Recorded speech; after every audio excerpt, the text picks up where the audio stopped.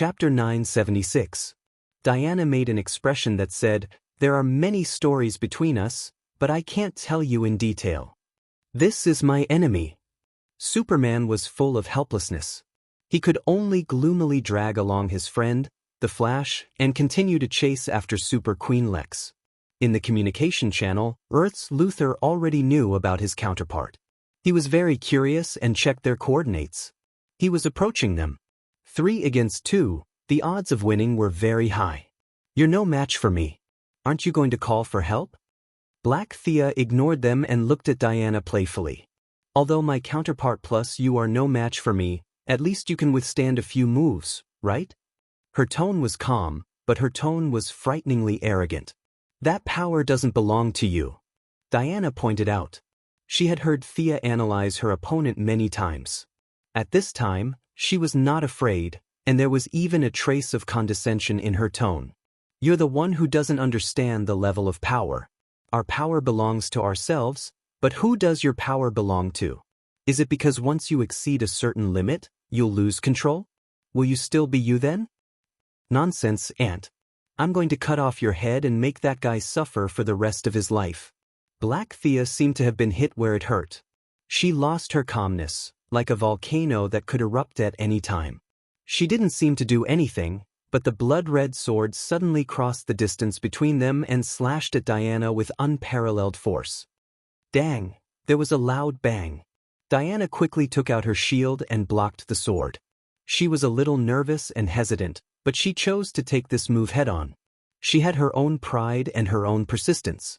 Although the enemy's power was overwhelming, as if she could split a planet with a wave of her hand, and the sword contained endless hatred and monstrous evil, Diana gritted her teeth and took it. She pushed her opponent back hundreds of meters. She could fight. If this was the opponent's highest level, Diana didn't think she would lose. The sword and shield collided, and the shockwave pushed to both sides. Fortunately, Superman, the Flash, and the others had deliberately lured the enemy out of the city. In the nearby wilderness, other than flying sand and stones, there were no casualties. Diana placed her shield in her left hand and held her longsword in her right. She assumed the most standard combat posture.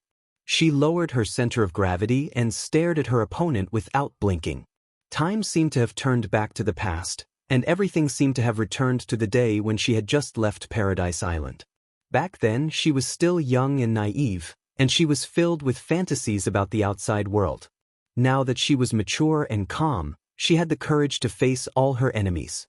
What an imposing manner. "You are a worthy opponent." Black Thea was like a graceful and elegant, beautiful girl. She landed on the ground with a backflip and slowly walked forward. Her footsteps were neither fast nor slow. Every step she took seemed to have been measured. As she walked, a mighty force from the heavens and earth blessed her.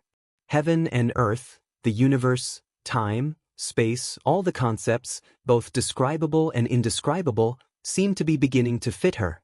With every step Black Thea took, the degree of compatibility increased.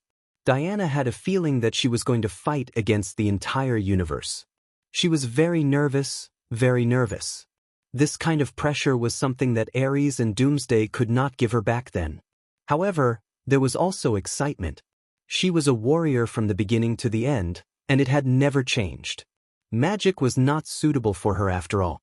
Finding her own path in battle was what she had been pursuing all this time. Diana also gathered all her strength. She strengthened herself with the divine power of courage. Sword and shield in hand, she was ready to deal with the enemy's next earth-shattering attack. Her improvement caused Black Thea's lips to curl up. She laughed until she laughed. Her smile was cold and her tone was contemptuous. Laughable persistence, laughable courage. Can you fight against the heavens in this world? Again. The Valkyrie's aura was also at its peak. She firmly believed that justice could defeat evil. Ignorant. Black Thea moved as fast as lightning. She appeared in front of Diana in just a few steps. Her longsword was as light as duckweed, but the sword was as heavy as a mountain. An irresistible force cut through the air and slashed at Diana from the side. Knowing the difference in strength between the two, Diana, as a warrior who had experienced hundreds of battles, did not take the attack head-on this time. She jumped and dodged the slash. Then, she struck back at Black Thea with her sword. Scrap metal. Ignoring the sharpness of the fire god's sword, Black Thea freed one of her hands to grab the edge of the sword. Diana changed her move very quickly. She twisted her waist in the air and swung her left arm horizontally. The heavy shield smashed into Black Thea's face with a bang. Black Thea only took half a step back, but her fingers still managed to grab the fire god's sword. Diana only felt a strong force pulling her fiercely, and what welcomed her was the unstoppable edge of the blood-red sacred sword. She immediately abandoned her sword and stepped on the ridge of the sacred sword with her left foot, pressing down the edge of the sword. At the same time, she took out a lightning spear and used all her strength to stab at Black Thea's face with her right hand. Black Thea's attack missed, and the spear was right in front of her.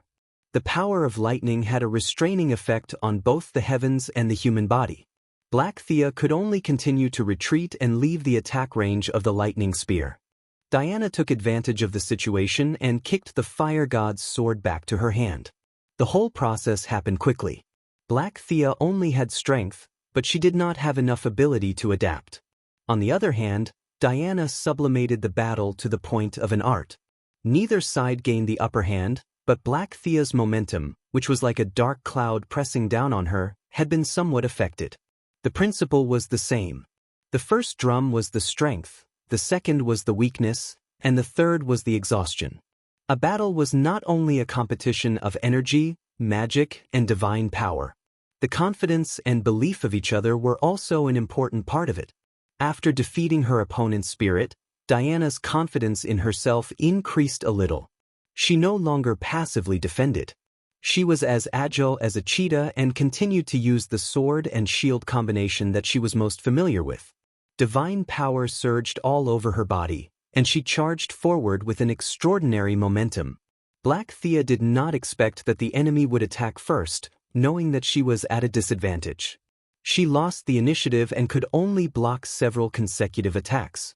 However, unlike the young lady who was lazy, the Dark Thea did not dabble in so many abilities. She did not know anything about magic, technology, or the fifth dimension.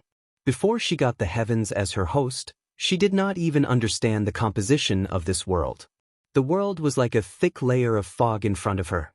In order to stand out in this evil world, she could only practice martial arts hard. After she got the heavens, in order to resist his erosion of her will, she could only continue to practice hard. She did not know how much willpower she had honed and whether it would work against the heavens, but she was indeed very skilled in martial arts. In just 3 moves, she stopped her decline and began to take advantage of her high level of strength and speed to counterattack. Diana was tired of dealing with her. She dodged as much as she could, and when she could not avoid the attacks, she used her shield to block them. Chapter 977. Black Thea's attacks were relentless and almost never stopped. Under the continuous attacks, this round shield, which was forged using the shield of the second-generation Greek god King Kronos and added with precious materials, was already unable to bear the burden. According to Diana's estimation, the shield would reach its limit after receiving at most 3 more attacks. However, she did not flinch. Thea's main body had already forced its way into this world when they first clashed. However, Diana did not say anything about needing help. Thea understood her personality and did not say much. Instead, she stood in the distance and watched silently. Even if the shield was broken, she had to persevere. This was the battle she had chosen. However, she did not mind obtaining some information about her opponent. At this time, while dealing with the enemy's fierce attacks, she asked Thea behind her, "Is this guy stronger than you?" Previously, when they fought across worlds, she could not see the depth of their strength. Now that they were in this universe, it was clear who was stronger. Thea looked down on this blackened counterpart of hers. Everything about her power, realm, and comprehension came from the heavenly eclipse. Perhaps there was some agreement between them, or perhaps there was some tragic and melodramatic story behind it. However, the darkened counterpart could not use all of her strength. She even had to reserve some of her strength to prevent the evil consciousness from taking over her body. However, Thea could see the difference in strength between the two. Black Thea and Xianxia were like a rabbit saving its strength every day to protect itself from the tiger that lived with it. Whether it saved its strength or not was completely useless, because the tiger was always teasing it and never cared about its little strength. It would only take Xianxia a few minutes to seize control of the body. However, it seemed that he enjoyed playing the role of the weak in this game of possession and counterpossession.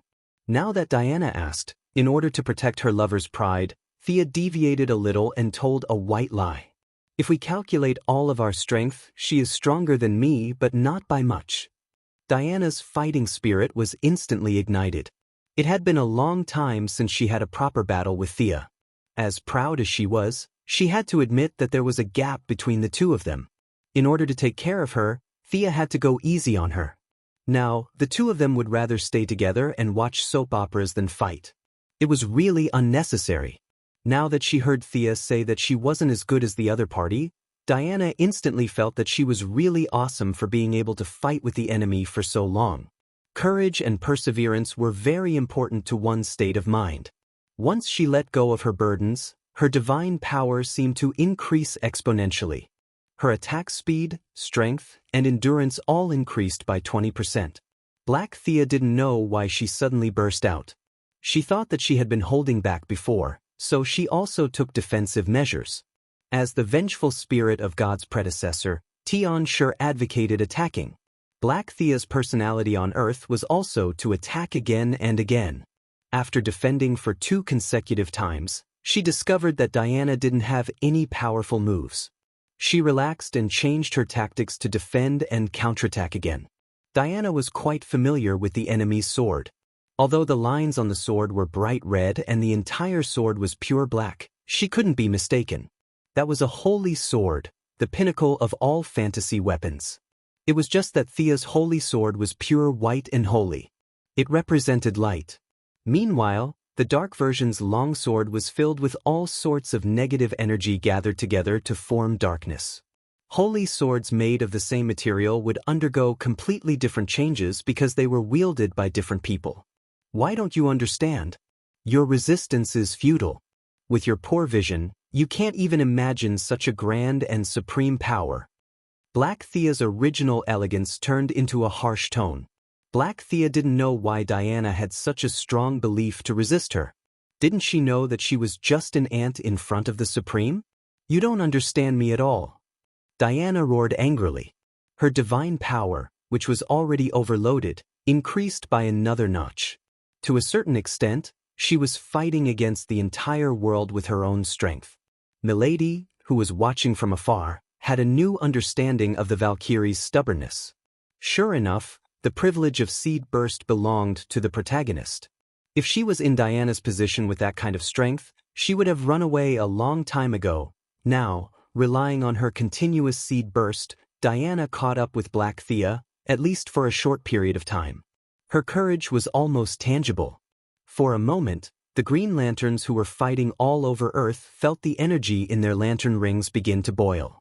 Diana replaced the first lantern ring's energy supply at this moment and made herself a living source of emotion. The Green Lanterns were greatly encouraged. With more than 500 Green Lanterns, their courage was fed back to Diana. This was the main reason why the Valkyrie could continuously seed burst. Black Thea held her sword with both hands. The pitch-black blade was shrouded in a thick layer of black gas. Her eyes were blood red. She was not prepared to continue fighting. This kind of battle annoyed her. A cat was not a cat, and a mouse was not a mouse. She wanted to end it all. Hide if you can, little mouse. Black Thea's face was filled with anger. The aura around her holy sword was extremely tyrannical. She wanted to destroy this planet. Heavenly Eclipse could easily destroy a planet, and she needed to mobilize the power of Heavenly Eclipse. Separated by a layer, it was slightly slower.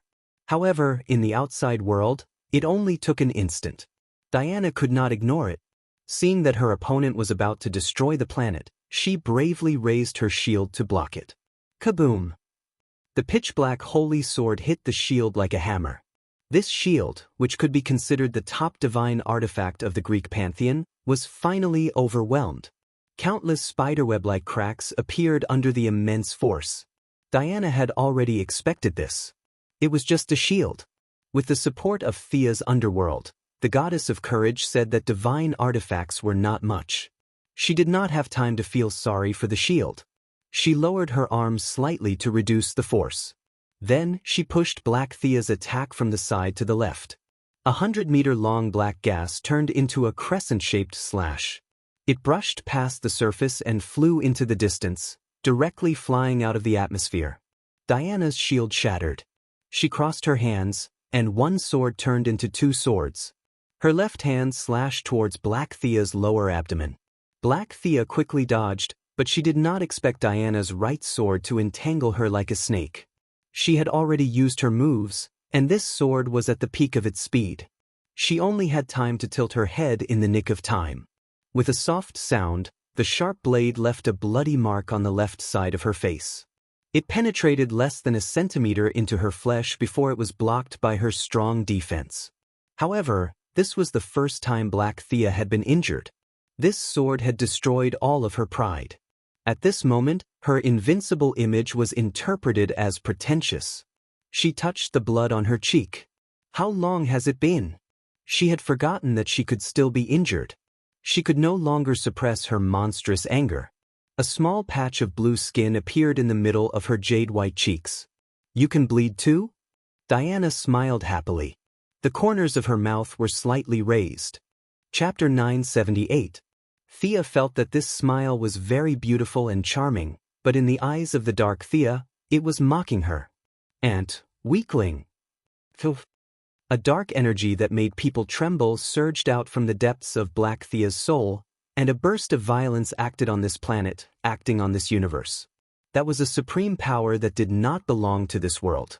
Although it was insignificant to the supreme, both magic and divine power had to bow in front of it. Whether it was quality or quantity, there was a difference between heaven and earth. At first, it was only a few strands, but then it was like water released from a dam, uncontrollable. Black Thea's elegance and calmness completely disappeared, replaced by a fierce aura. At first, there was still a hint of struggle in her eyes, but unfortunately, it was quickly surrendered in front of the tide of evil thoughts. Diana gasped for breath as she watched the enemy's appearance change greatly, and she was powerless to stop it. She was very tired, her body was overdrawn, and her divine power was almost dried up. Her most powerful state began to rapidly fade after receiving Black Thea's earth-shattering sword, but she was not afraid, she was not fighting alone.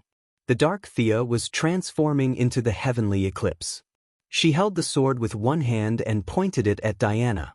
Her body was still the same body, but her soul had changed greatly. The holy sword did not recognize him, but unfortunately, that resistance was very weak in front of the heavenly eclipse. Your life will be taken by me. The main body of the voice was still a female voice, but there was another voice faintly contained in it, another language. The voice was very soft, and if one did not listen carefully it would be ignored, but once one listened carefully, it was full of bewitching magic, and the more one could not hear it clearly, the more one could not help but listen carefully. The language used by the heavenly eclipse was unheard of, it was the world's most simple language. In the Old Testament, it was recorded in the book of Genesis that the people of the world originally spoke the same language, and they tried to build a tower to heaven, the Tower of Babel. In order to stop the humans' plan, God made the humans speak different languages, but because the construction work could not communicate, the plan failed. This story was partly imaginary, but part of it was true. At least, Thea, who pondered about the creation of the world every day, felt that it was normal. In the beginning, there were only a few lives, so it was normal to speak the same language. For the sake of the development of life, God had created his own language so that they could communicate and improve faster. This was completely understandable. Thea reckoned that if she were to do it herself, she would definitely be able to learn how to create characters, hunt, make clothes, and build houses. The faster and better his world developed, the more he would benefit. For someone like her who placed benefits above all else, she couldn't wait to enter the interstellar era. How could she be reluctant to use words? The language that Tianxia spoke was the most ancient, a language that had been passed down by God. It was simple and heavy, and every syllable contained wisdom. This was a language that not even ghosts could speak. Thea hid in the distance and secretly memorized a few sentences, preparing to study it when she had time in the future. It wasn't that she didn't want to hear more, but it was time for her to leave the stage. Diana would deal with the normal Black Thea, while she would deal with the half-Black Thea and half-Eclipse. Ghost would be the last to deal with the full Eclipse. This was the result of her discussion with Ghost. After all, they had come all the way here. It would be inappropriate if they didn't fight at all. Moreover, she still had to show her strength and make Darkseid, who was watching in the dark, wary. A verbal agreement was still not enough. Anti-Supervisor and Xianxia were in cahoots. She guessed that Anti-Supervisor was most likely watching the battle in the antimatter universe. If he joined forces with Xianxia at the critical moment, it would be very troublesome for them to fight 2 against 2. If Darkseid didn't show up, or if he joined forces with the enemy, the situation would be even more dangerous. As someone who was afraid of death, she wouldn't allow herself to be in danger. Therefore, she volunteered to fight the second stage, leaving the third stage for Ghost to deal with. Even if Darkseid betrayed her, Anti-Supervisor, and Xianxia. With 3 against 1, Ghost should be able to hold out for a while. During this time, she could take her people and escape. At least, that was her plan. Black Thea's laughter was strange and unpleasant. It sounded like she was crying and laughing at the same time. Seeing that Diana was powerless, as if she had given up resisting, she raised her sword. This sword wasn't inferior to the one that had been prepared to destroy the planet. It was even more casual, as if she was swatting away a fly. It was simple and natural. The sword brought about a turbulent black hurricane that covered the sky and swept toward Diana. Thea walked out of the shadows. Using magic against divine power was a little low. In order to intimidate the enemies in the dark, she used the methods of the fifth-dimensional people to forcefully alter reality. She waved her right hand lightly, and invisible waves came from her palm. The black hurricane suddenly stopped when it was 100 meters away from Diana. In the blink of an eye, the raging hurricane turned into a 10-meter-long fountain. The water was still warm. Thea's ability to alter reality was limited, and the effect was also short. She took advantage of the moment when her opponent was stunned to seize control of the hurricane. This was a little difficult for Diana to understand. The war goddess was still at the stage of pursuing her own abilities and exploring them in depth. Thea was different. She had already uncovered a corner of creation, and it wasn't difficult for her to borrow a part of the universe's power. If Xianxia could borrow it, so could she. In less than half a second, the fountain disappeared, and the black hurricane returned to its original state.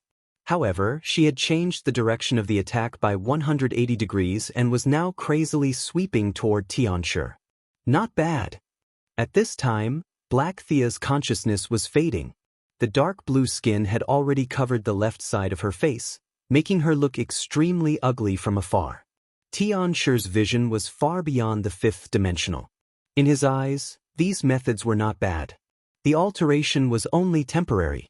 Even if the troublemaker jumped out now, he wouldn't be afraid, let alone Thea.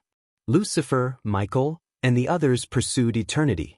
They were eternal, and the world was eternal. Spectre and Xianxia, these two gods, did not need to pursue eternity, but they also represented eternity. They could also change the creation of a space, but it was meaningless. Xianxia was disdainful. He didn't know that Thea wasn't putting on a show for him. Darkseid, who was watching in the dark, was shocked. There was no magic, no divine power, and it was completely different from his father, Yuja Khan, who was so scared that he peed his pants. This was a power that he didn't understand at all. This new power also indirectly confirmed his conjecture that Sia came from a higher plane. While Darkseid watched them fight in frustration, Sia had already mobilized all of her understanding of the fifth dimension. Like a butterfly, she used all kinds of complicated fifth dimension techniques to fight the heavenly eclipse. She wasn't very familiar with altering reality, but with the memories of the fifth dimensional princess, she could use her divine power to simulate most fifth dimensional abilities. She didn't change her armor or the goddess of death's costume. She was dressed very casually, but her methods made Xianxia suffer. Chapter 979. It was not easy to borrow the power of the world. Xianxia had long lost his original body, and now his consciousness was sealed in the heart of darkness. Separated by a layer of stone seal and Black Thea's body, he had to spend more energy to absorb and transform the power of the world. The power of the world was transferred to him through the two layers, and the loss was immeasurable. After spending so much energy, he might be able to destroy the enemy. Unfortunately, although the scene looked lively, Thea was not fighting with him at all. All the consumption came from this universe. The hurricane was changed into a fountain, the earthquake was changed into a bronze statue, and the meteorite was changed into a flying bird. All kinds of messy modifications made a very serious battlefield feel a little funny. This made Batman, who was secretly observing from the moon, speechless. Thea was also helpless. The fifth-dimensional people were a group of jokers. Their methods were also comedic. It was strange that they could be serious. Xianxia thought that he was being looked down upon. He was angry, but he really had no good ideas. Without his original body, he was no longer the vengeful spirit of God. His realm was clearly much higher than Thea's, but he was limited by his host and could not unleash his full power. Sometimes, he was even forced into a difficult situation. Swoosh! Xianxia paused for a moment, as if he had made a decision. He waved his right hand, and a blood-red spear was thrown at Diana. Thea was too worried to change this reality. Instinctively, she took out her holy sword, quickly caught up with the blood-red spear, and cut it in half. Why bother? She is about to completely erode you, and you are still wasting your power to attack. This attack was Black Thea's power. She could not be wrong. I don't accept this, I don't accept this. I don't accept this. Black Thea shouted, as if to make her let go of the knot in her heart. Xianxia's body shrank a little, and now it was Black Thea's voice. What's the difference between you and me? Aren't you me? Why do I have to suffer all this? But you can get everything, tell me. Black Thea had a pained expression, and there was a trace of helplessness in her eyes that reached deep into her soul. She had wandered through several parallel universes, absorbing the soul force of the other Thea in order to resist the heavenly erosion. She had tried her best and resisted, but the outcome seemed to have been decided long ago.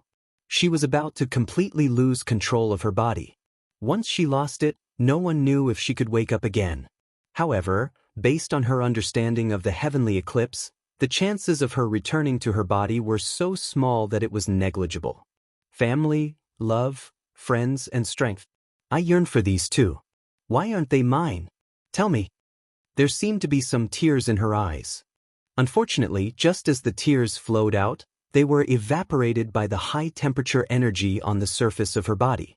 Diana seemed to want to say something, but Thea waved her hand to stop her. She sneered and said, "If you think you've been wronged, who will the people who died in your hands complain to?" Earth 2's Thea Quinn was just a rebellious girl. She had just resolved the misunderstanding with her father. Her life was trampled on by you. Who can she complain to about her life? Earth 10's Thea joined the army. She had a bright future ahead of her, but she was also killed by you. Do you know how her family and her brother felt? Earth 30's Thea was the lover of the superhero Archer Kid. She was also cruelly killed by you. How do you explain her life? Earth 39's Thea. Thea listed them one by one. There were a total of 7 parallel universes where Thea had been killed by her. Thea did not exist in other universes. Even Superman and Batman did not exist. For example, Earth 26 was a cartoon world. The superheroes there were Captain Carrot, Rubber Duck, and the like. It was a very cute world. For example, Earth 50 was the world of the Justice Overlord Superman. Star City was razed to the ground. Naturally, there was no Thea. It could be said that there were only 9 people who had survived to adulthood. The 2 of them were the only 2 survivors. If I didn't have the power, I would have been killed by you. What right do you have to cry here? Thea was very unhappy. Very unhappy. If she was a hero of pure justice, she would have comforted her and used her mouth to clear her name. She did not have such a habit. She scolded her directly. After all, she was going to be corrupted. Xianxia would eventually take control of her body. Trying to reason with her? There was no need for that. She had a vague thought. Destroying all of her counterparts would be beneficial to her future path. However, she was not sure what the benefits were. She raised her sword and pointed. One wrong step led to many wrong steps. You passed your misfortune on to others. Today, it is time for you to taste the consequences. Look back at the mistakes you have made all these years. Thea pulled out Xianxia's timeline. Originally, she could not do it. However, Xianxia seemed to know what she wanted to do. Instead of stopping her, he was very cooperative. Black Thea's past life began to appear one by one. The evil world could turn a good person into a bad person. Old Robert and Moira, who were originally half black and half white in this world, basically maintained their original state. However, Black Thea was influenced since she was young. She longed for power. Especially after it was revealed that she was not a descendant of the Quinn family, the family conflict escalated to the extreme. After that, with the help of her kind father, Malcolm, she joined the League of Assassins. The League of Assassins here was a public welfare organization that was willing to help others and eliminate evil. The Ninja Master was a kind old man who could be elected as a moral model. Black Thea had a happy time here, but she did not give up on the pursuit of power. Later, she found clues about Xianxia in an ancient book. After going through a lot of hardships, when she found Xianxia, she realized that there was no such thing as a free lunch in the world. Her realm and power were raised to a realm that she could not even dream of before. The result was that she and Xianxia became symbiotic. With a determined personality, she tried to break out of this situation. She began to use the ability given to her by Xianxia to find a solution. She traveled to every corner of Earth 3 and found the Holy Sword on her journey. She killed people of the same race to strengthen her soul foundation. Later, she experimented with the fusion of multiple abilities on Lex. It could be said that she had put in a lot of effort for this. Unfortunately, it was all in vain. In the face of Xianxia, the resistance of mortals was too weak. Her past was revealed one by one.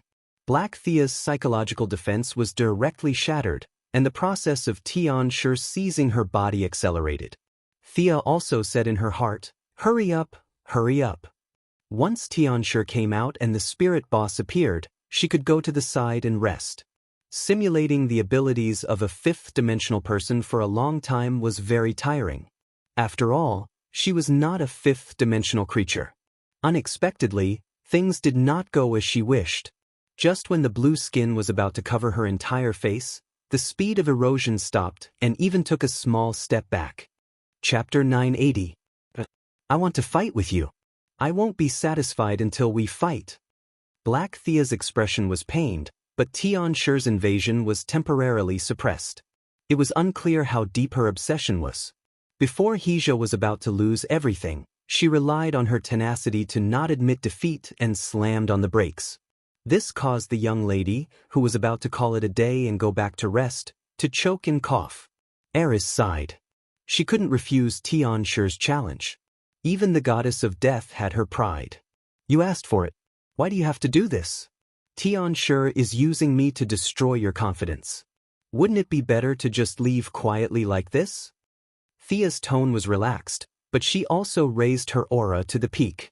She wanted to cut the Gordian knot and get rid of Xianxia as soon as possible. This time, she didn't borrow the power of the universe. Instead, she used her own divine power. The entire universe seemed to tremble slightly because of her all-out effort. She didn't need to look to know that she was the focus of the multiverse at this moment. The Heavenly Father in the realm of God, Darkseid, the few top-ranked archangels, and the great demons.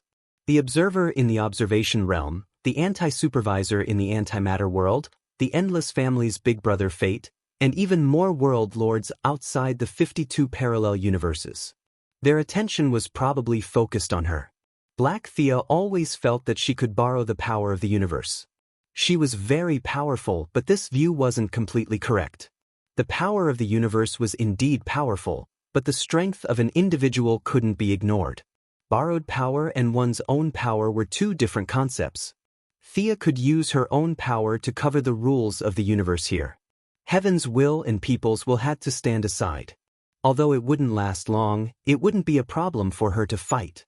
The 7 Lantern Corps received a warning in advance and landed at the rear.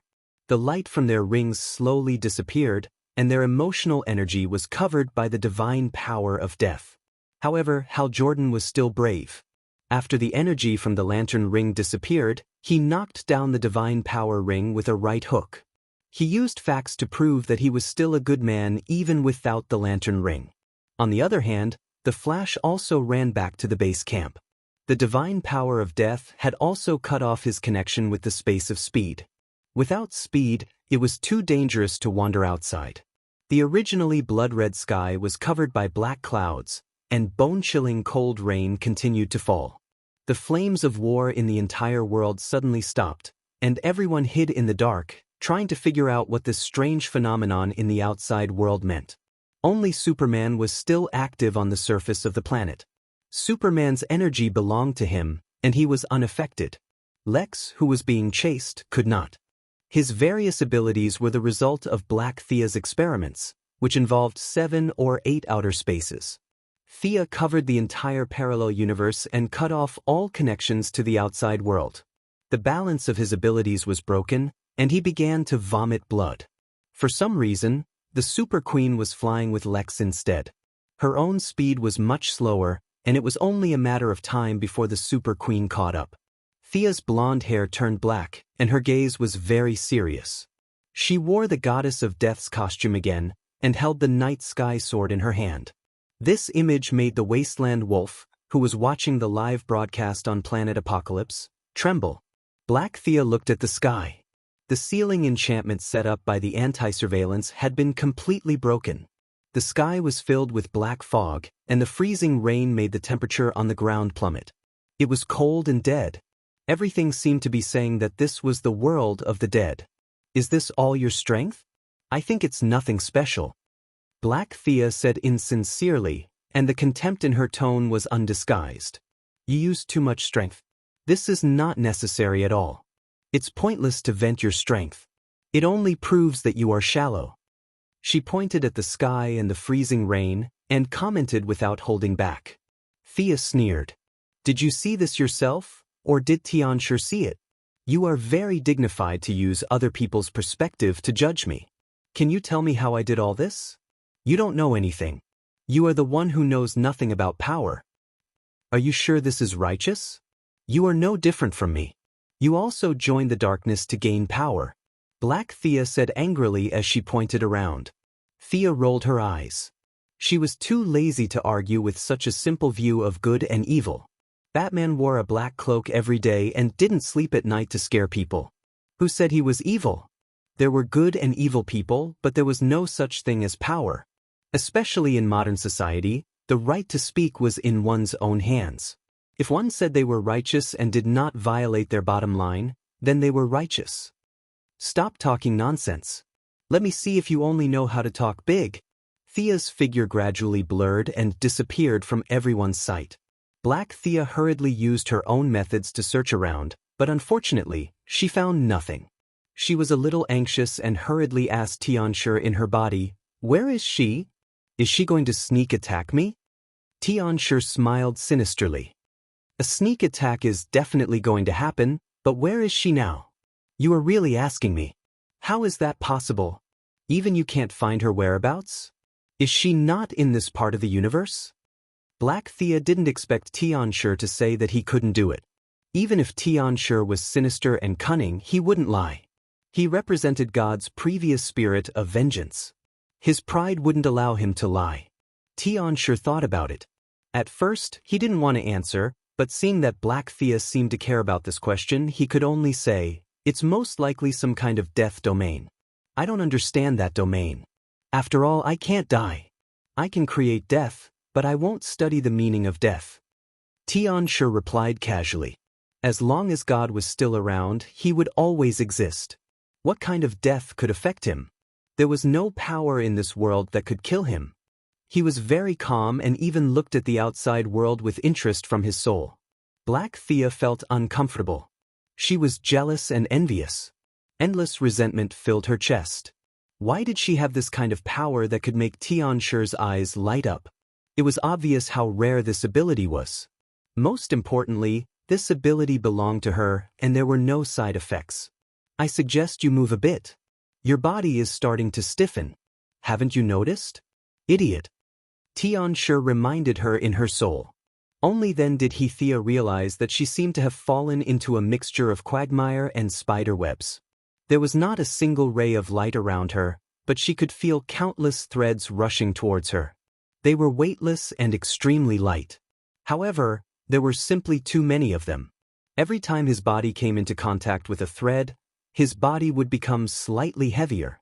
What kind of attack is this? She waved her holy sword and kept hacking at the threads around her. She is making you undead. Your body will lose all life force in less than 3 minutes. Xianxia didn't mock her. His tone was very serious. Chapter 981. You mean that I'm going to die? How is that possible? I've been immune to magic for a long time. Black Thea didn't believe him at all. Magic was nothing more than a toy to her. Even without Xianxia, her own vision had long since surpassed the limits of what magic could contain. Otherwise, she wouldn't have created a freak like Lex who could shout praises, use magic, and even absorb abilities. Actually, it's not magic. It's something more complicated. She used the law of causality as well as some other rules. These threads are all from the people you killed. Your peers traveled back in time to give them a chance to take revenge on you. I might be wrong about other things, but I definitely won't be wrong about this hatred that seems to be carved into the depths of your soul. As God's previous spirit of vengeance, Xianxia was also astonished at how Thea was able to draw out a portion of revenge from death. This wasn't Thea's revenge, but rather the revenge of those who died in vain. They crossed timelines and attacked from different points in time. What Xianxia didn't say was that he had been tricked by Thea. Not only had Thea browsed through Black Thea's life, she had even planted a nail in Black Thea's timeline and detonated it during battle. Previously, Xianxia had allowed Thea to see her peers' pasts in time in order to attack his host's confidence. However, he didn't expect that Thea would be so sly. Lend me some more of your power. Let me break through here. After half a minute, Black Thea noticed that something was wrong with her body. Her vitality was rapidly decreasing. She would probably lose the ability to move in less than 3 minutes. She clearly wasn't dead, but her body was stiff, and her soul was trapped alive in her body. She felt that this ending wasn't much better than Xianxia taking over her body. Xianxia was also rather troubled. An unseen enemy was indeed difficult to deal with. Karma Entanglement also had many sure-hit attacks. What would happen to him if his host became a dead person? He hadn't considered this question at all. Would he live or die then? As for leaving Black Thea and finding a new host, Xianxia only considered it for a moment before putting it aside. He still had some time before reaching that stage. With Xianxia's power replenishing her, Black Thea finally recovered more than half of her combat strength. She furiously attacked all around her. Scram! Wantonly scattering energy, gaps were opened in the domain of death. Rays of light from the outside world shone into this area through the gaps. His line of sight was densely packed with figures, and one of them was particularly eye-catching. He was wearing a light gray uniform with a windbreaker and high riding boots. He was holding 2 thin swords in his hands. Black Thea recognized her at a glance. She was Earth's 10th ranked, Thea Quinn. Her entire family were high-ranking officials in the SS. Black Thea had killed her in front of tens of thousands of soldiers and left. Her martial arts were good, and she had some technological equipment. She could be considered an elite on the level of ordinary people, but in front of the power of the eclipse, she was no different from an ant. At that time, Black Thea was arrogant and crazy. She didn't care about the consequences at all. She killed people and extracted their souls. In the end, she left. The other party was just a symbol in her eyes, a puppet. Earth's 10th Thea spoke softly without making a sound. However, countless ghosts around her responded to her silently. However, Black Thea heard it very clearly. Her opponent wanted to have a fair fight with her. She wanted to sneer. A fair? Was there any fairness in this day and age? She was still sneering when she found herself in the wilderness. The surroundings were very quiet. Only Earth's 10th Thea was standing in front of her with a thin sword in her hand. The strength that she was so proud of had completely disappeared. All that was left was the martial arts she had learned and the experience she had gained from killing a mountain of corpses and a sea of blood. "Eclipse, where are you?" She called out several times, but there was no response at all. Had she gotten rid of that guy? It didn't seem like it. She had experienced Eclipse's stubbornness for many years. She didn't have time to think about it. Dual Swords Thea had already rushed forward with a roar. She was very uncomfortable without her extraordinary power. She was completely tenacious. She quickly put away her discomfort and waved her sacred sword to fight with the enemy. After fighting for a full 10 minutes, she finally stabbed the sacred sword into the enemy's chest. Looking at the enemy turn into ashes, she sighed. To be fair, the other party's martial arts were indeed not weak. She was able to crush him at that time only because she had the Eclipse as her host and the other party didn't. When the battle ended, her vision turned black again. The bone gangrene in her body once again connected to her soul. "Are you okay?" Eclipse asked strangely. "I'm fine." Black Thea vaguely understood something. She waved her sacred sword as usual. In less than 3 seconds, she entered that strange space again and fought with the other Thea. After ending the battle in that strange space, she returned to her body. The time in the outside world matched perfectly. Eclipse, who was using her body to observe the outside world, didn't notice anything strange. When she entered that strange space for the 8th time, she finally saw the main person. Thea was waiting for her. There were 7 other people with different expressions around her. They were either standing or lying down, looking at her. "What is your purpose?" She couldn't help but ask. "I thought about it. Even if I don't like you, I still want to save you." "How? With your skills?" Black Thea was disdainful. "If it weren't for the fact that you had so many strong people in the universe, you would have died under my sword." "Bah, don't think I didn't investigate. Taking into account the difference in the flow of time between the two worlds, I was already a new god when you got the Heart of Darkness. How much of Eclipse's power could you use? I'm afraid you're only awake for 1 or 2 hours a day. From the beginning to the end, you've never caught up to me." Even if she wanted to help her, she couldn't admit defeat verbally. Sia had always been puzzled. She had been driving so crazily that even a tough guy like Darkseid would come up with a bunch of nonsensical ideas to find excuses for her, such as higher dimensional life forms, the daughter of the god of creation. Her improvement speed in the eyes of the world was insane. How could this guy be so much stronger than her? Now that she saw the other 7 Thea, she realized that they were all the same age. There was no one like Thea Quinn who was in her 80s or 90s. This meant that their starting point was about the same. Their starting point was the same. She was so overpowered, how could she be surpassed? How was that possible? The truth was that Black Thea had always been inferior to her. She looked strong and powerful, but that was all because of Eclipse's power. She herself was only a small leader of the Assassin Alliance. Black Thea bit her lip and didn't say anything. Some things would only embarrass herself if she denied it. She instinctively felt that Thea had something else to say. As expected, Thea's next sentence shocked her. "This is a world I created. It's a little small now, but we can talk." With Eclipse as her grandpa, Black Thea had great vision even though he was an evil grandpa preparing to take over her body. Chapter 982. She looked around. The other Thea were all ordinary people. They didn't think that creating a world was difficult, nor did they understand the hardships involved. However, Black Thea could see many things. This place was really simple. Even if she used too much force, the world would collapse. That was why she could only guide a small portion of her spiritual power into it, not her body. The world was too small. Tian sure didn't notice such a dust-like thing. Tian sure will be sealed eventually. But now that you're entangled with each other, you'll go in with him when he's sealed, Thea said. She didn't gather so many of her peers just to have a tea party. "Oh, what do you think, Goddess of Death?" Black Thea still didn't like talking to her. She was jealous, but more so because of her pride. She didn't want to accept Thea's help, but she also didn't want to give up hope. As if she saw through her thoughts, Thea went straight to the point. I can't save your life. Or to put it another way, from the moment you accepted Xianxia as your host, your life form has changed.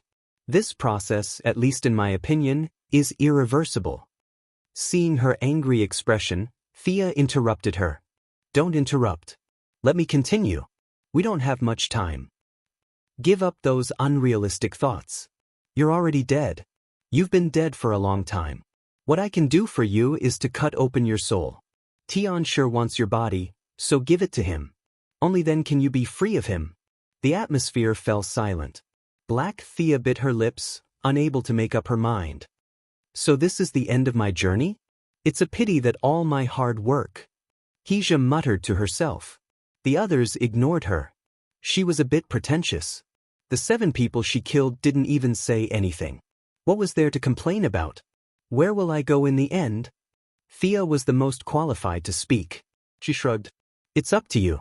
If you want to go to heaven, I can introduce you. If you want to go to hell, you can go to be reborn. If you don't want to go anywhere, you can stay in my underworld or my small world. Then I'll reincarnate.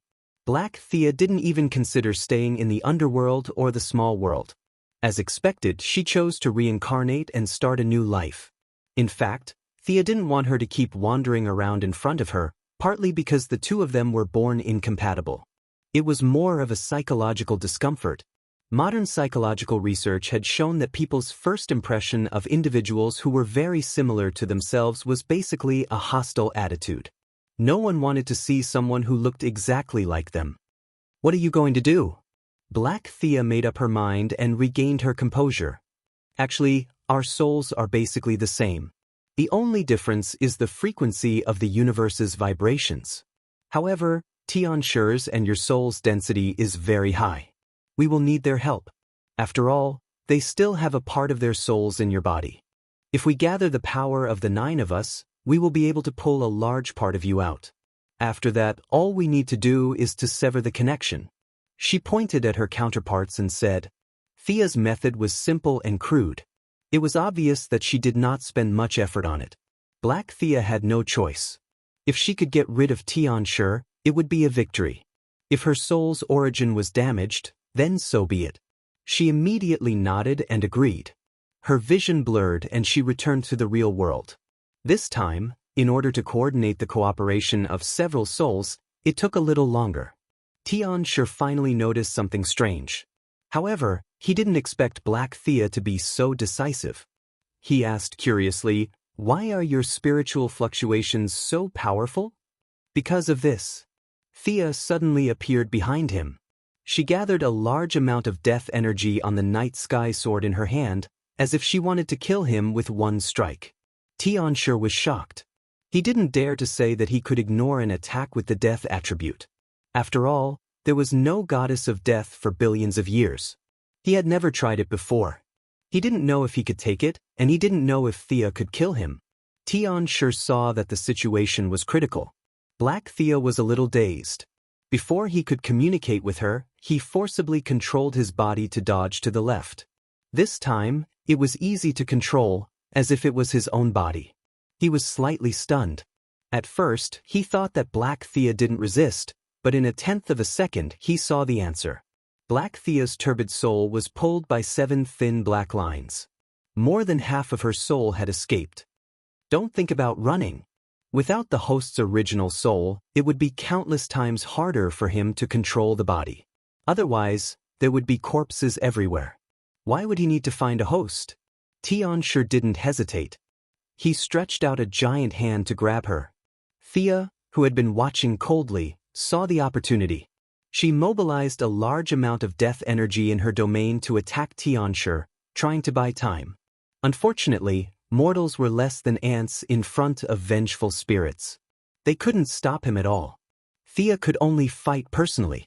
If he dared to stretch out his hand, she would just chop him off. The night sky sword drew an arc and slashed down fiercely. It didn't hurt Black Thea's body. It was like a shadow that rippled through her body, cutting Xianxia's left hand at the soul level. In a fight at full strength, the young miss was still no match for him. However, one side was already prepared to go all out. On the other side, Xianxia was separated by the Heart of Darkness seal and Black Thea's body. He wasn't prepared and acted hastily. It would be strange if he could stop her. This strike was both good news and bad news for Xianxia. The good news was that Thea's death energy couldn't kill him. Her realm wasn't high enough. The bad news was that he was stopped. More than half of Black Thea's soul had escaped. The most important part, the core, had escaped. Xianxia was furious. He tried to grab her again. Knowing the difference between them, Thea didn't fight him head-on. She flipped her sword and directly cut off the soul connection between them. Or rather, she took the initiative to cut off a small part of Black Thea's soul. Ah! Ah! The two shouted at the same time. Thea didn't care about anything else. She grabbed Black Thea's soul and ran. The other side was about to become complete. If she didn't run now, when would she? Xianxia wanted to chase after her, but he also wanted to take control of the body. Although most of the host's soul had escaped, there was still a small part left. This small part was enough for him to take over the body. He quickly made up his mind. He would take over the body first and think about other things later. The body had been corroded for many years.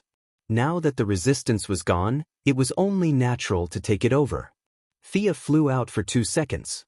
She felt a large hole in her death domain. After that, she lasted for less than a second before completely shattering into pieces. The black clouds and freezing rain all disappeared. The light of the sun returned to the world, and with it came a huge amount of evil energy. You're quite fast. In 3 seconds, she had opened up a distance of several thousand meters. She returned to Diana's side. Her fingers drew 2 mysterious runes. Black Thea's soul and her sacred sword were thrown into the underworld.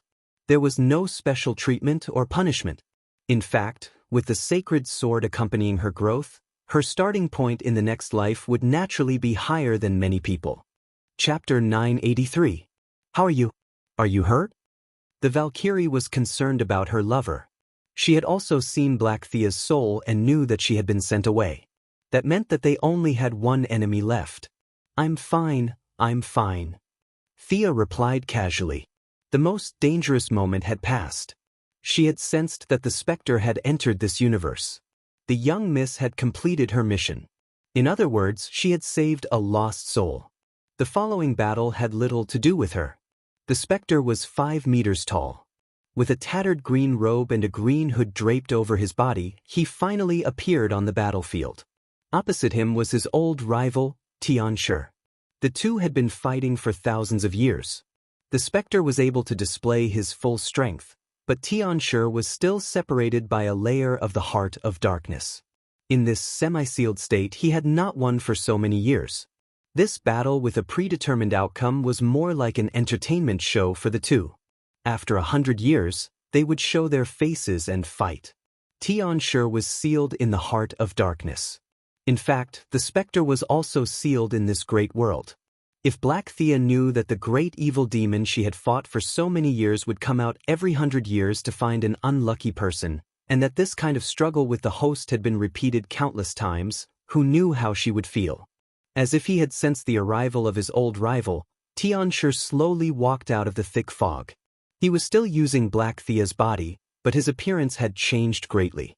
His eyebrows were elongated, and his thin eyelids revealed a layer of black gas. His ears were as pointed as those of the elves. Xianxia looked very small in front of the specter, who was 5 meters tall, but the layers of evil energy around his body seemed to have solidified. The two bosses met again after 100 years. This was not the first or last time. It was just another confrontation in the long road. They were very calm. They faced each other and did not rush to make the first move. The young miss was ready to watch the show. She pulled Diana back. Diana was almost exhausted before, and now she had recovered a little, but she was still very tired. She needed to go back and recuperate for a while. Although she had lost a lot of her godly power, she had gained a lot. The Valkyrie's confidence had recovered. The one who had been attacking her was none other than the crazy Miss Thea. Now that she realized that her combat strength wasn't weak, she was in high spirits. That was a confidence that came from the depths of her heart, dazzling Thea. Why are you looking at me? Hey, who do you think will win? Noticing that Thea had been staring at her curiously, Diana nudged her gently with her elbow and asked casually. Even if she didn't ask, she knew the answer, but she still wanted to know if her judgment was right. It's definitely Spectre. Sky Eclipse has been sealed and we've dealt him a few blows. He can't even use half of his strength.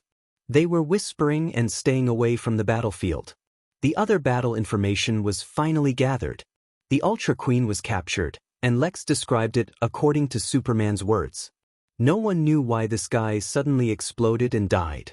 Thea didn't say anything. She knew very well that it was because Black Thea had died. As an experimental subject, Lex had no way to control the messy abilities in his body. He could only explode into pieces, and there was no other way. Johnny Quick was also dead. This guy was very unlucky. He was captured by the rogue gang like a commodity. The secretary transferred the money to Captain Lung Han. After the few of them finished the transaction, Thea cast her death domain outside. It covered the entire world, and all the connections to the other dimensions were cut off. Of course, this included the seraphic speed domain. Without the help of the seraphic speed to speed up the cell repair, Johnny Quick's broken leg was like a fountain, spurting out blood. Captain Lung Han wanted to save him, but without the seraphic speed domain, he would probably die faster if he was hit by a frost gun. They were not prepared at all, and in less than half a minute, he was dead. Sea Conqueror ran very fast and slipped into the sea. Considering the vastness of the sea, even the Sea King did not chase after him. It was worth mentioning that Earth's third Hal Jordan's divine power ring. This ring was first forced offline by Thea, and then returned after being inspired by Diana's courage. It had mutated into an authentic Green Lantern ring. It found the government office worker who was stationed on Earth with the follow-up troops, Jessica Cruz. Perhaps Diana's feminist ideology had influenced the ring, or perhaps it was the ring's own choice. In short, the first female Green Lantern was born. The evil syndicate was completely crushed, and Earth 3 ushered in peace and justice. The government army was frantically searching for all resources, information, and technological products. Even the exploding Superman and the Flash could not raise too many objections. They could only appeal to not take the people's daily necessities. As for the technological information being taken away by their own government, they felt that it was understandable. After all, they were the superheroes of Earth-1. The rogue gang was quickly hired by the government as the vanguard to help clean up the gangs entrenched in the streets and alleys. The Suicide Squad was also like fish in water. They were all bad guys, and they understood the thinking of the villains on Earth 3. The Black Palace government was directly attacked by them. The battle between Spectre and Tianshi had already begun. They attacked with all kinds of energy. Tianshi was good at manipulating people's minds. His body was sealed, and he relied more on the laws of the universe to fight. If one were to forcibly classify him, he could be considered a magic type. Spectre, on the other hand, advocated fighting head-on, so he could barely be considered a warrior. Tianshi also grew his body to 5 meters tall. Thea looked more and more like a demon. He had pointed ears, fangs, claws, and purple muscles all over his body. She did not know if it was originally like this, or if it was deliberately set up by God when he was building a Smurf. Spectre roared again and again. He was good at using his physical strength to suppress his opponent with energy. Tianshi, on the other hand, could only play to his strengths and avoid his weaknesses. All kinds of energy attacks were at his fingertips. Blue light beams constantly hit Spectre's body, and Spectre also returned the attacks. The two powerhouses went all out from the beginning of the battle. They fought until the sky fell and the earth cracked. The aftermath of their attacks penetrated hundreds of meters underground. This battlefield would probably become a place of chaotic energy for hundreds or thousands of years to come. Thea and Diana had no choice but to go to Earth 3's watchtower. At this time, Batman was still crazily downloading information about Batman. This little Thomas Wayne had disappeared into the crowd. Facial simulation, satellite positioning, and all kinds of methods could not find him. At least, Batman said that he could not find him. Thea felt that the credibility of this sentence was questionable. There was also the death storm that turned into a ball of light in front of everyone's eyes. No one could be sure if he had directly exploded or flew away. The young mistress acted as if nothing had happened and insisted that she did not see him.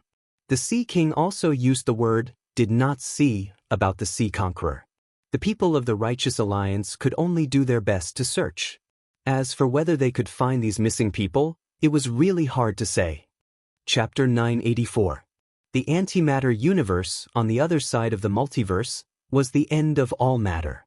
This was the universe under the control of the anti-watcher, the end of all positive matter.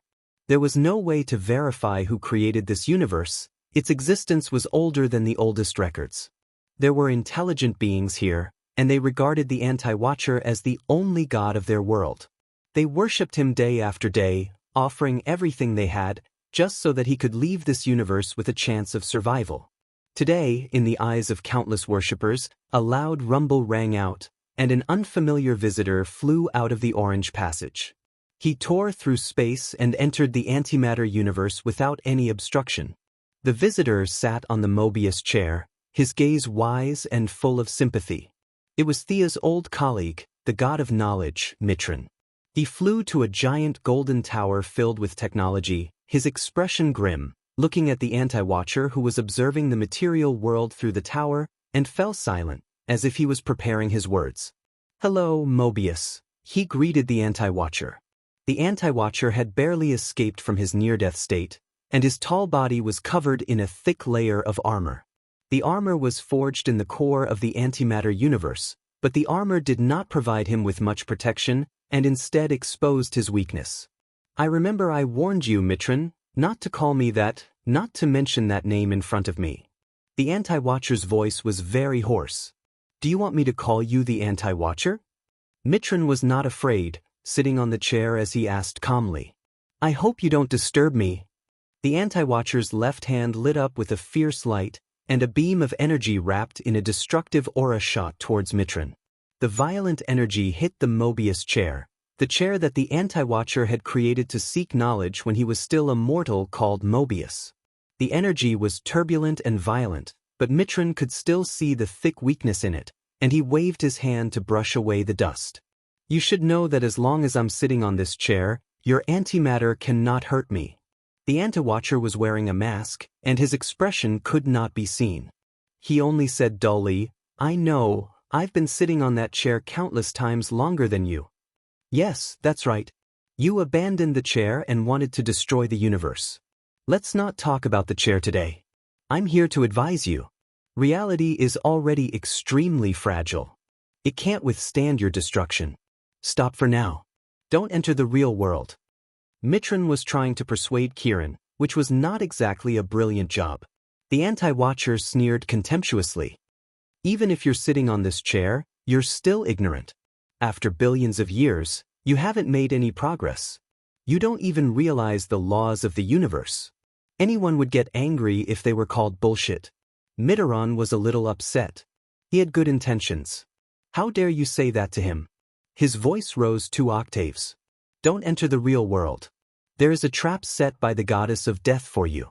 Can't you see? If you stop now, we can work together. I'm willing to help you find out what's behind all this. I'll use all my power to change your past and return everything to how it was in the beginning. Please believe me." Mitran sounded a little agitated at the end, but he really wanted to help. "Pitiful worm, your knowledge comes from this chair, and you don't have that kind of power."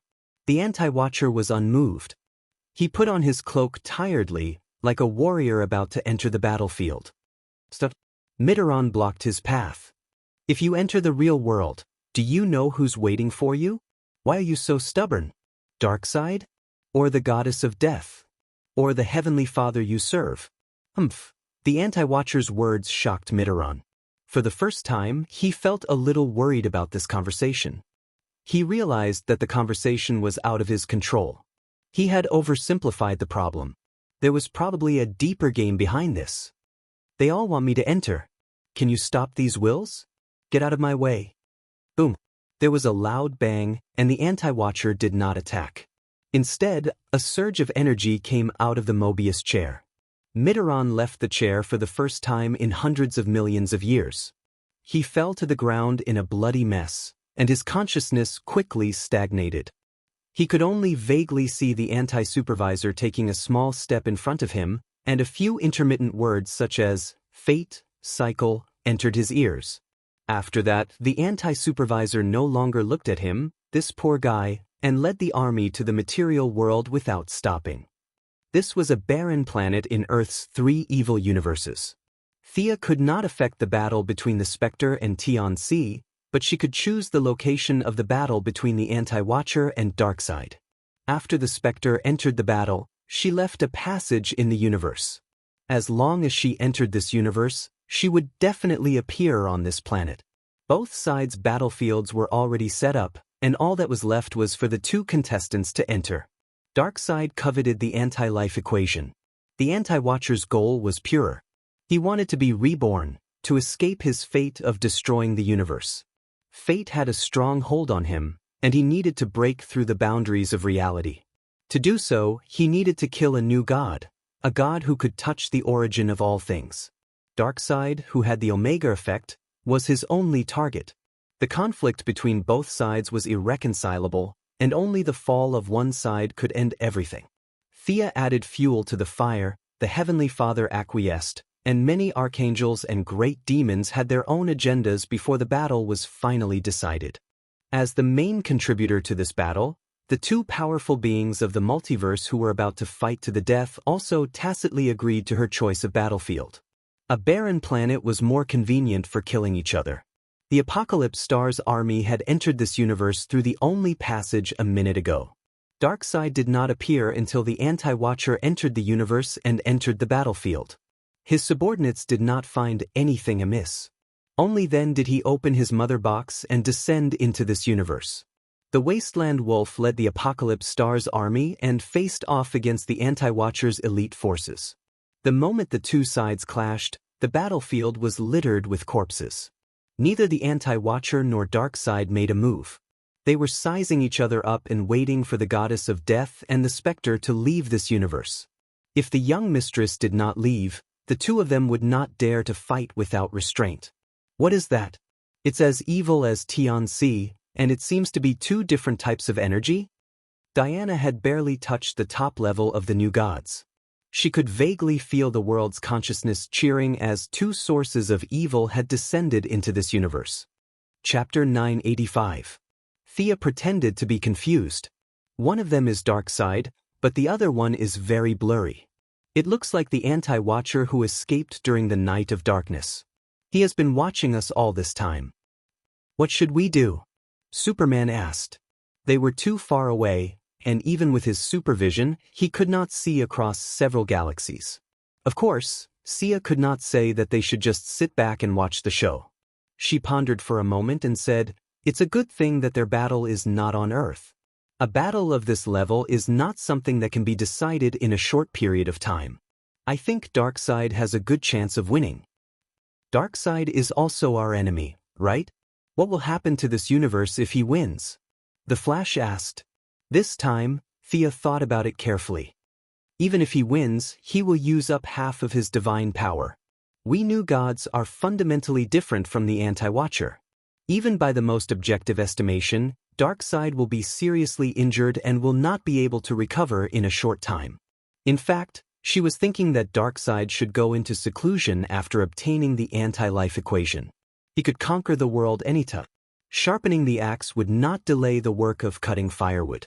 Uncle Da would know this simple path. He did not care about this little bit of time.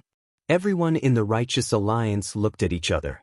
They had sacrificed themselves to fight against Counter-Supervisor, but in the end, they found that the big boss had been pulled away by someone else, and the one pulling the monster was another big boss. They were a little dumbfounded by this complicated situation. Even Batman, who had prepared 100 plans, did not expect this situation. Right now, the Anti-Watcher that they wanted to eliminate had been called to the side by Darkseidra for a fight. What should they do in this situation? Batman did not like things to get out of hand. The other party was too far away, and he could not see or touch them. He could only focus on what was in front of him. He pointed at the Spectre Eclipse fighting on the screen and asked, "Who are these 2 people? Where is your counterpart?" Thea told the story of her counterpart from the beginning. The heroes sighed, but they weren't too surprised. Superman's counterpart and the Flash's counterpart were so bad that it wasn't too surprising to have Thea's counterpart. Young boys and girls who thirsted for power opened up some ruins and were then possessed by demons. This kind of common story filled countless movies, animations, and games. It wasn't anything new, so they accepted it very quickly. Apart from the fact that this demon seemed to have a powerful background, everything else was understandable. Only Batman had a different train of thought. He scratched his chin. Part of the creator's emotions? Can you be more specific? Thea smiled bitterly. This has nothing to do with our current situation. Your thirst for knowledge has broken through a certain limit. Bruce, this is not good. You have strayed far from your original intention. Really? Batman lowered his head and thought about it. He did not find any problems, but he had been searching for answers too much recently. The secret of the new god, the secret of the lamp ring, the secret of the end metal. There were too many things to study, and many of them lacked basic information. This information was too far away from his world, so there was no progress in many of them. I'll go help the Spectre. You guys pack up. This mission is officially over. Thea joined the battle between the Spectre and the Spectre Eclipse. They had to fight quickly. Darkseid and the anti-supervisor were trying to kill each other with their gazes, but neither of them made a move. Thea soon understood their concerns. She could only join the battle again and quickly seal the Spectre Eclipse. Then she returned to the original universe to watch their livestream. The Spectre Eclipse was already weaker than the Spectre Eclipse. With Thea joining the battle, the Spectre Eclipse was even less of a match. The Spectre Eclipse said that Thea could be his host, which meant that their powers could be partially connected. At this time, both the Spectre Eclipse and the Spectre Eclipse were 5 meters tall. To cooperate with the battle, Thea also enlarged her body. She held the Night Sky Sword and slashed the Spectre Eclipse's shadow attack. "Cooperate with me, Goddess of Death," the Spectre Eclipse said. As the Spectre Eclipse spoke, a patch of green appeared in her palm. It contained a trace of supreme power. She had been studying the stranger's silver coin and the Judas contract. She immediately felt the purity that was beyond words. Since the Spectre Eclipse wanted to fight, she would not refuse. Thea put away her sword and jumped behind the Spectre Eclipse. She patted the Spectre Eclipse's shoulder and transferred part of her death power. The green beam of light was surrounded by a spiral of black death gas. Like a high-speed drill, it pierced through the Spectre Eclipse's shield and pierced a big hole in his abdomen. The death power and the Spectre of God's vengeance worked well together for the first time. Thea estimated that if she became the Spectre Eclipse's host, the two powers would combine and there would not be many people in the world who could defeat her. Even if the Spectre Eclipse was summoned by the cult of death-seeking again, she and the Spectre Eclipse would be able to take it down. However, the Spectre Eclipse belonged to the Spectre Eclipse.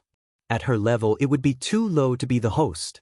The Spectre Eclipse had transformed Black Thea's body into a pure energy body. Not a single drop of blood was shed. However, the death power and vengeance Eclipse's wounds were giving him a headache.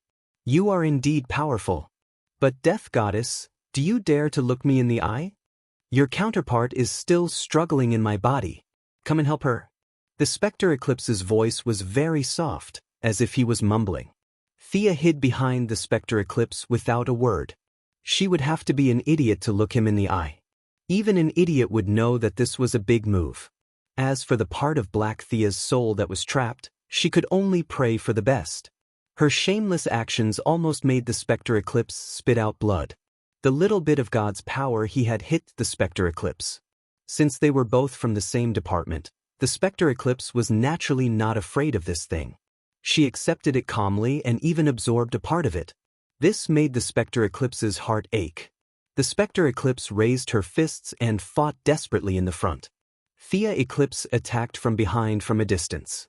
She was determined not to be on the front line. Under their rapid attacks, the Spectre Eclipse's counterattacks became weaker and weaker. He was not a match for the Spectre Eclipse in the first place, and Thea Eclipse was even weaker. After a lot of effort, they finally destroyed the Spectre Eclipse's new body. The sky eclipse turned back into a sparkling and translucent black diamond that seemed to contain countless secrets. The Spectre Eclipse did not have any objections to Thea Eclipse's plan to seal her predecessor again. If she wanted to seal him, then seal him. He would definitely be able to jump out again. This was the difference between 100 years and 150 years.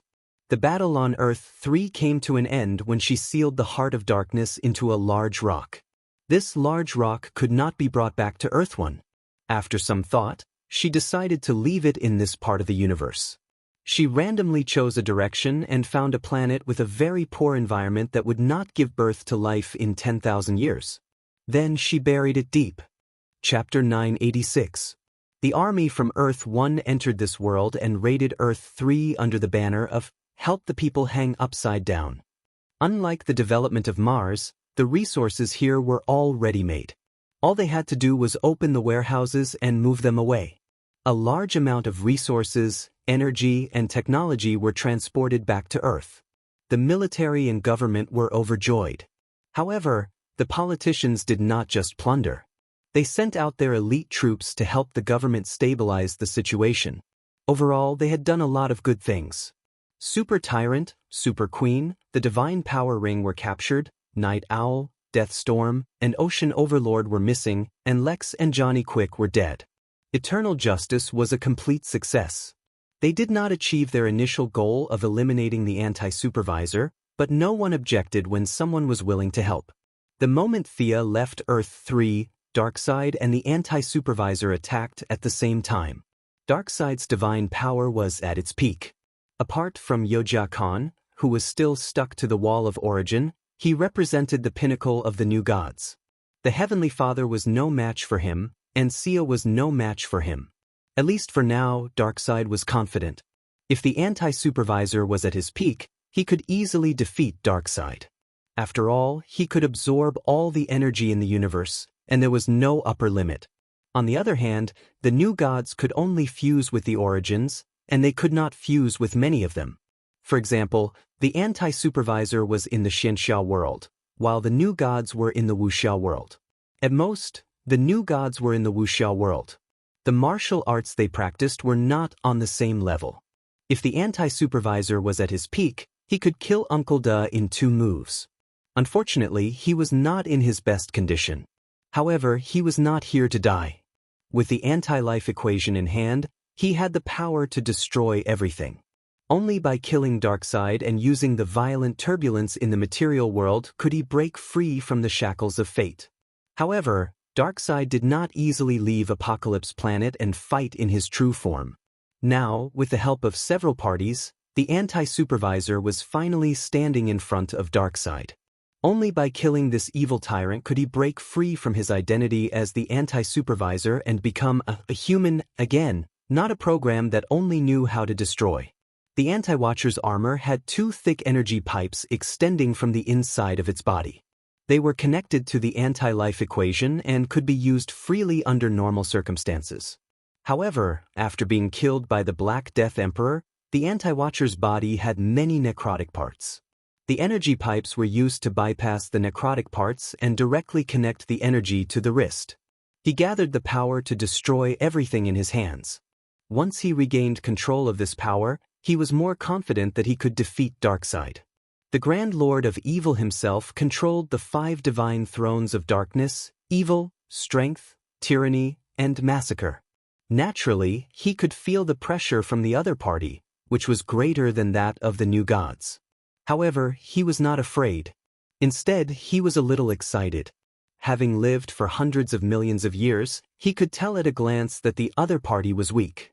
If he couldn't defeat such an enemy with only a sliver of health left, then he wouldn't be able to survive. Omega Ray was the first to attack. Once it did, it would unleash its strongest attack. 2 blood-red rays hit the anti-watcher's armor. As a powerful being of the multiverse, even Omega Ray couldn't do much to him. However, the armor shattered, revealing the stiff muscles on his shoulders. Darkseid was overjoyed and he stopped probing. He let out a roar and threw a punch with enough force to suppress the stars in the sky. The anti-watcher opened his right hand, and the anti-life equation quickly gathered. A purple energy beam with a diameter of more than 3 meters was shot at Darkseid. Darkseid wasn't good at dodging. Perhaps it was because he didn't like dodging, or perhaps it was because his dexterity was low. In any case, Thea had fought him a few times, and she had never seen him dodge her attacks. He had never done anything like turning around, sidestepping, jumping, or rolling before. Thea suspected that this guy didn't even have the dodge attribute in his attribute list.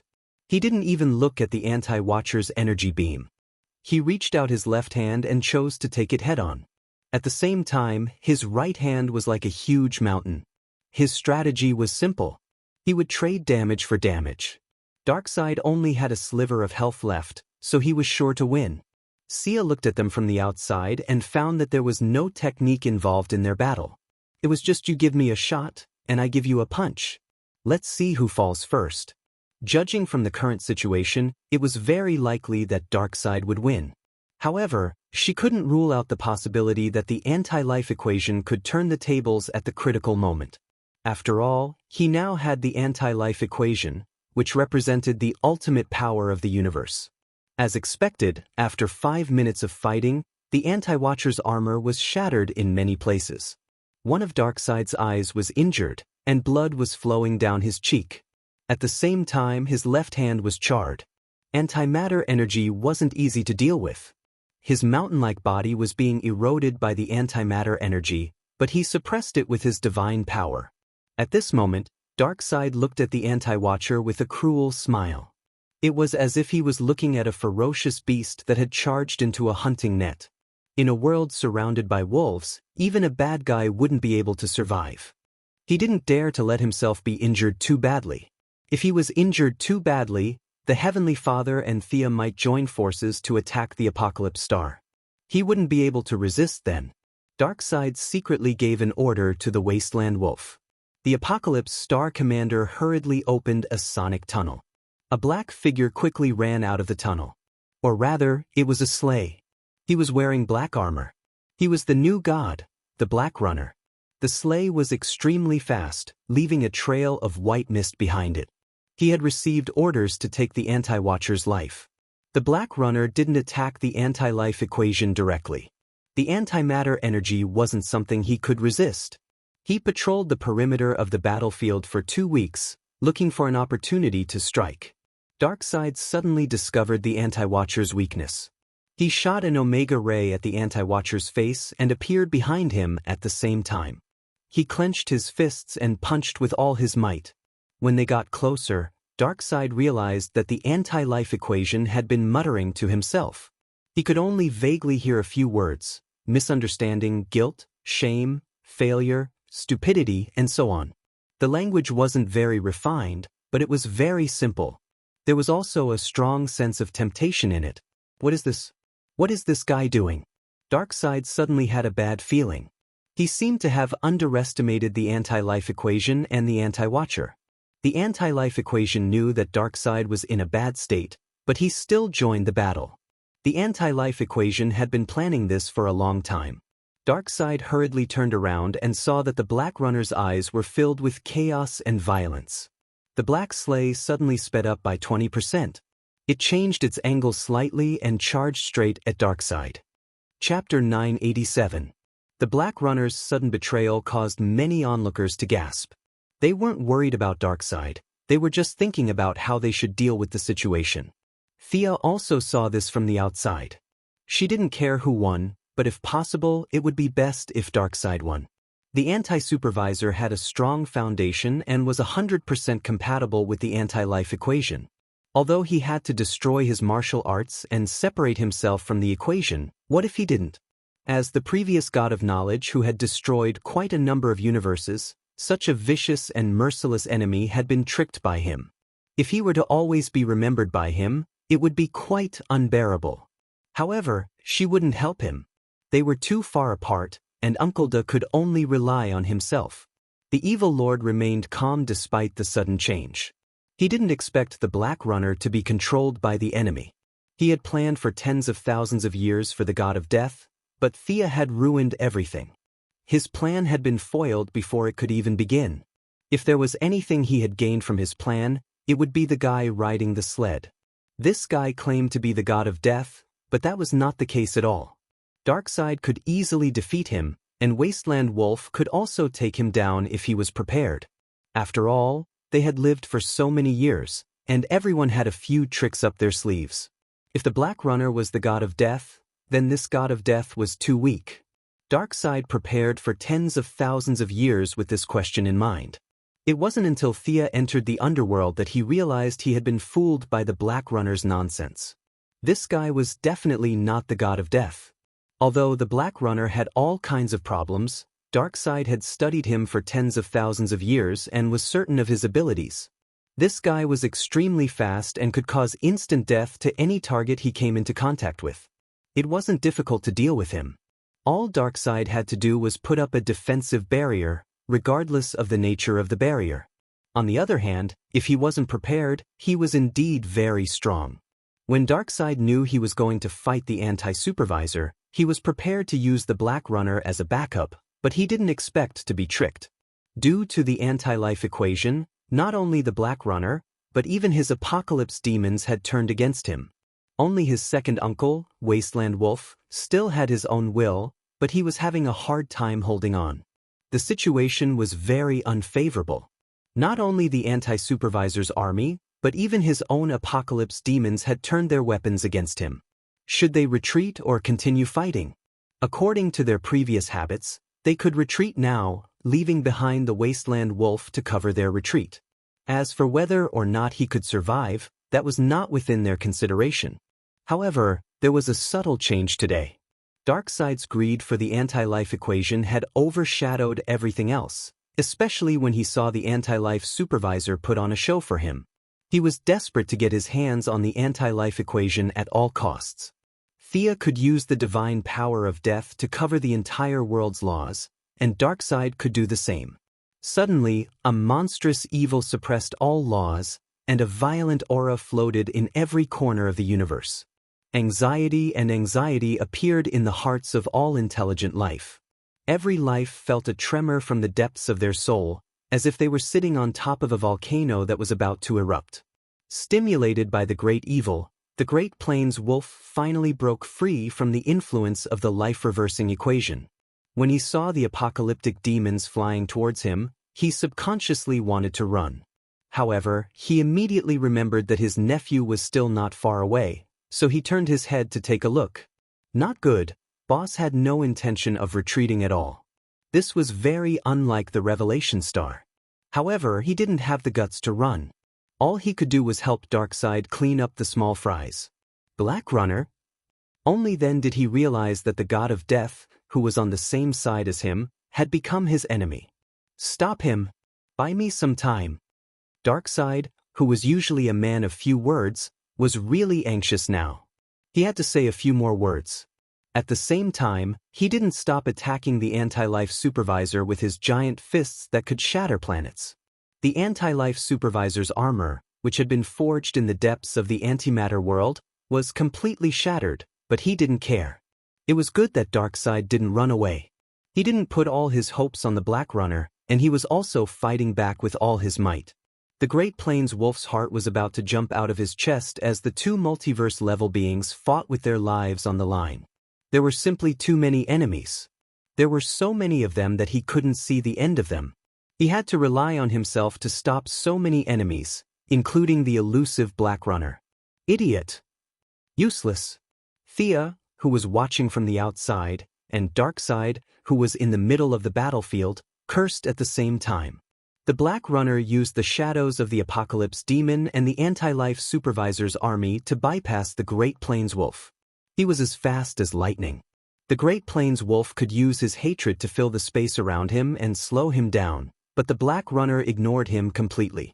He increased his speed to the maximum and charged straight at Darkseid. The Anti-Life Supervisor sneered. As the former god of knowledge, he knew how the Black Runner attacked. He grabbed Darkseid tightly with both hands, not letting him break free. In the blink of an eye, Darkseid only managed to turn his body slightly before he was hit by the Black Runner. The thin figure crashed into the giant. It was like a speeding car crashing into a mountain, but this time, the car was unscathed, and the mountain was about to collapse. Darkseid wasn't the apocalypse. He didn't have a god to rely on. Even death attacks could still hurt him and even take his life. The Black Runner's sleigh left a huge wound under his ribs. The black aura of death began to invade his body. Darkseid tried his best to suppress the injury, but it didn't work. His face was pale as if his life was about to come to an end. The anti-life supervisor laughed loudly. His voice was so hoarse that it sounded like he was sawing wood, but he was very happy. He could almost see himself becoming a human again. Freedom had never been so close to him. He didn't care if killing Darkseid would cause a commotion in the multiverse. Darkseid, you idiot, had played such a good hand. Thea cursed. She wanted to return to Earth 3, but unfortunately, Darkseid had gone berserk, and the evil world had regained its original form with his help. It was even stronger than before. The worlds will remember the experience of being suppressed by her and was now resisting her entry. The anti-life supervisor glanced at the outside world as if he wanted to see the expressions of the onlookers. But to prevent any accidents, he looked at Darkseid again. The evil lord's deity position was very suitable for him. He was separated from his position as the anti-life supervisor and the anti-life equation. Of course, he wasn't going to be immortal again. Darkseid's deity position was tailor-made for him, and he wasn't going to give it up. Chapter 988. The counter-supervisor lowered his head and was about to absorb Darkseid's essences. He was no stranger to capturing essences to create the Mobius chair. In fact, he was very familiar with it. After identifying the 5 essences in Darkseid's body, he thought about the order of absorption. Suddenly, he saw a dagger sticking out of Darkseid's rib. The dagger was golden, and time seemed to be flowing within it. Whose dagger was that? He, Darkseid, the Wild Wolf, and the Black Runner did not have a dagger around them, so who could have stabbed Darkseid? He instantly realized the problem. Darkseid had stabbed himself. He was delaying the death from the wound. The counter-supervisor realized it too late. Just half a beat. Darkseid's weakness was gone. He jumped up and punched the counter-supervisor in the chest. He then stabbed his left hand into the counter-supervisor's chest and tore the counter-supervisor in half. Thea, who was watching from the outside, felt her teeth ache. She recognized the dagger. It was a divine weapon that the Egyptian gods had created to take revenge on Darkseid. She had given it to Batman after that. According to Batman, he had stabbed Darkseid with the dagger. Logically speaking, the dagger should have been used up. She did not expect him to keep it until now and even recover some of its functions. On one hand, he was suppressing his injuries.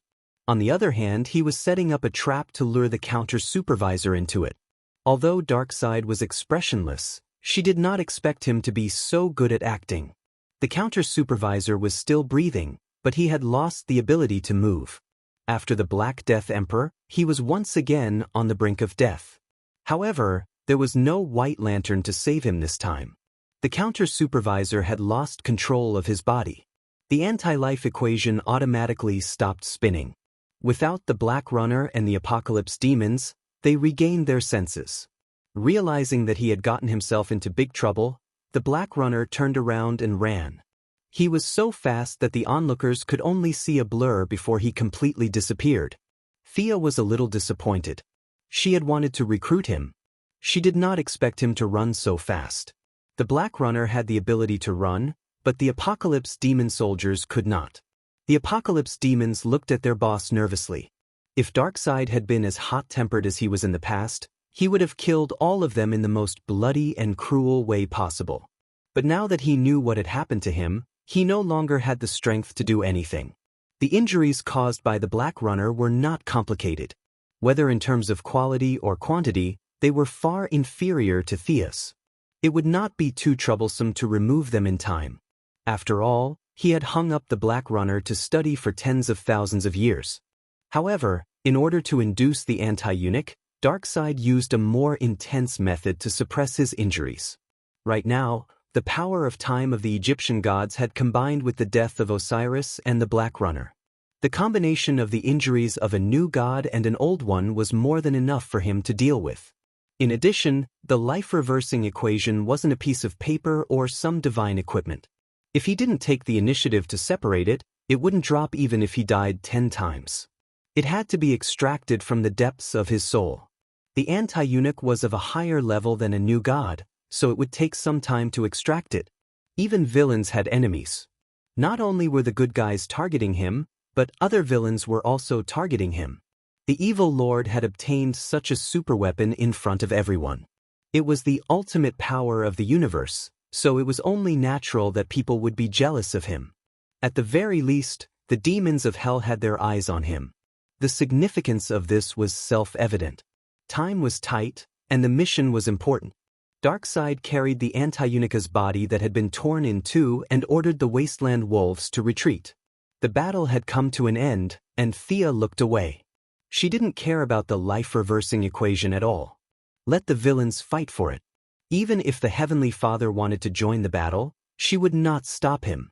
Unfortunately, the Heavenly Father had been watching from the sidelines and did not have the courage to fight. The people of the Righteous Alliance returned to Earth, and the government took over. They held a meeting to discuss the captives. Super Overlord was easy to deal with.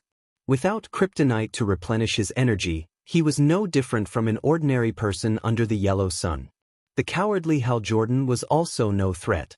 However, the matter of the Super Queen left the heroes scratching their heads. This pregnant supervillain left them at a loss. How should they deal with her? Where was the best place to lock her up? According to my observations, the child in her belly is also an Esper, and it should be Lex's child. Thea thought about it and decided to tell the truth. The people of the Righteous Alliance booed. This Super Queen was really something. She was Super Overlord's official girlfriend, but she had a secret rendezvous with Night Owl, and she had Lex's child in her belly. Everyone expressed their disdain for this kind of nonsense.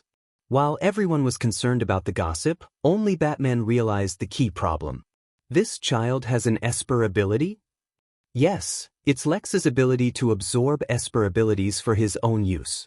Moreover, this child's Esper ability is innate. At the genetic level, it has already reached the stage of harmony. It's different from Lex's artificial creation. Seeing Batman's interest, they tried to dissuade him. In the end, all the captives were sent to the Heavenly Eye Society. As for the Super Queen and her child, they were considered the highest level of defense. Although the child was a blank piece of paper at birth, the Righteous Alliance hoped to introduce the concept of justice into the child's growth stage. However, no one could guarantee that the child would have the evil aura of that world. Even Thea could not guarantee it. It was always right to lock him up first. Everyone returned home. Diana, Green Arrow, and Mr. Excellent went to deal with the Silver Swan. Thea felt that she had nothing to do, so she went to the underworld. "Go, we will never meet again," she said to Black Thea's soul. The other party waved at her and followed the staff to be reincarnated. She would start a new life, but by then she would have nothing to do with the name Thea Quinn. Johnny Quicksoul was pulled into the Seraphic Speed Force space. This guy's Esper ability was mediocre, and Miss Thea was too lazy to stop him. Lex went directly to the underworld. No one knew how many contracts he had signed before he died. He was pulled away by the underworld without even going through the procedures. She did not stop for too long in the underworld. She mobilized a large army and rushed to the anti-material universe. She took advantage of the fact that someone was lying dead to raid their home. She was such a magnanimous person. Darkseid was setting up a powerful energy-absorbing device to absorb the anti-life equation on the Apocalypse Star. At first, he was shocked when he saw her mobilizing an army, but he was relieved when he found out that she had gone to the anti-material universe. As for the anti-surveillance unit, he was once again beaten to a state of 1 drop of HP. There was no way he could object now. A sonic tunnel opened, and the army from the underworld descended into the anti-material universe. "Take everything of value except for a needle and a piece of thread." The goddess of death waved her hand, and her subordinates began to loot. Chapter 989. The anti-supervisor had left some troops behind to defend the base. Unfortunately, under the assault of hundreds of liches, tens of thousands of death knights, and countless undead warriors, they did not last even 1 round. The assassin Guangdong, the Siren, and the newly joined Deathstorm were all sent out. Death Storm had a fanatical fascination with death. Thea did not even need to recruit him. She only needed to mention her name, and he would bow his head. It was easy. Thea did not go personally like when she robbed Hades' treasury. Instead, she stood in the middle and ordered her subordinates to loot everywhere. Her position as the god of wealth also blessed these liches and death knights. Each of them had a good sense of appreciation. No matter what it was used for, as long as it was valuable, they would take it away. Not long after, Guangdong had a harvest. He dragged a burnt man to Thea. "Your Majesty, we found an old acquaintance." Thea looked down. Who was this? His hair was messy and his face was as black as the bottom of a pot. This guy was burnt. She took a closer look and noticed. This is Mitran, right? I didn't recognize him without the chair. He was an acquaintance. When Thea first ascended, it was Mitran who pulled her to the father's side. Later on, when the weave was built, they had some friendship. He looked like he was burnt, but his injuries were not serious. She did not dare to use the white light ring in the antimatter universe. A few healing spells were thrown out, and Mitran slowly woke up. When he saw Thea, he sighed. He did not know what he was feeling. "Thank you, Your Majesty, for your treatment." He quickly calmed down and bowed solemnly. Thea did not put on airs. "Old friend, why are you in the antimatter universe? Is this an order from the father?" Mitran explained everything without hiding anything. In the end, he asked in confusion, "Your Majesty, why did you facilitate this battle? Don't you know how big of an impact this will have on the reality of the multiverse?" Thea was silent for a moment. "God of knowledge, do you really want to know the reason?" Mitran said, "Even if you kill me afterward, I'll listen. From the perspective of the new gods and mortals, this battle is unnecessary. However, if you were to view it from a grander perspective beyond the multiverse, you would realize that this is a necessary process for the universe to ascend to a higher level. You should know about the dark multiverse. If the present universe is not improved to a higher level before the two converge, the destruction to the present universe would be incalculable once the fusion begins." Thea's main point was to start trouble as soon as possible and not drag it out. After sending the dizzy Mitran away with his twisted logic, the Death Storm brought good news. The anti-surveillance tower, which was over 30 meters tall, was a top-notch technological creation used by the anti-surveillance to monitor the multiverse. The technology contained within made Death Storm intoxicated, and Thea also took a closer look. This tower was equivalent to a supercomputer on Earth, but it was countless times more advanced. Its algorithm had probably reached the pinnacle of technology. The most important thing was that it was easy to operate and anyone could use it. She immediately gave the order to move it back to the underworld. The underworld also needed to be in touch with the times. The two-faced man was still using paper to deal with cases. How low was that?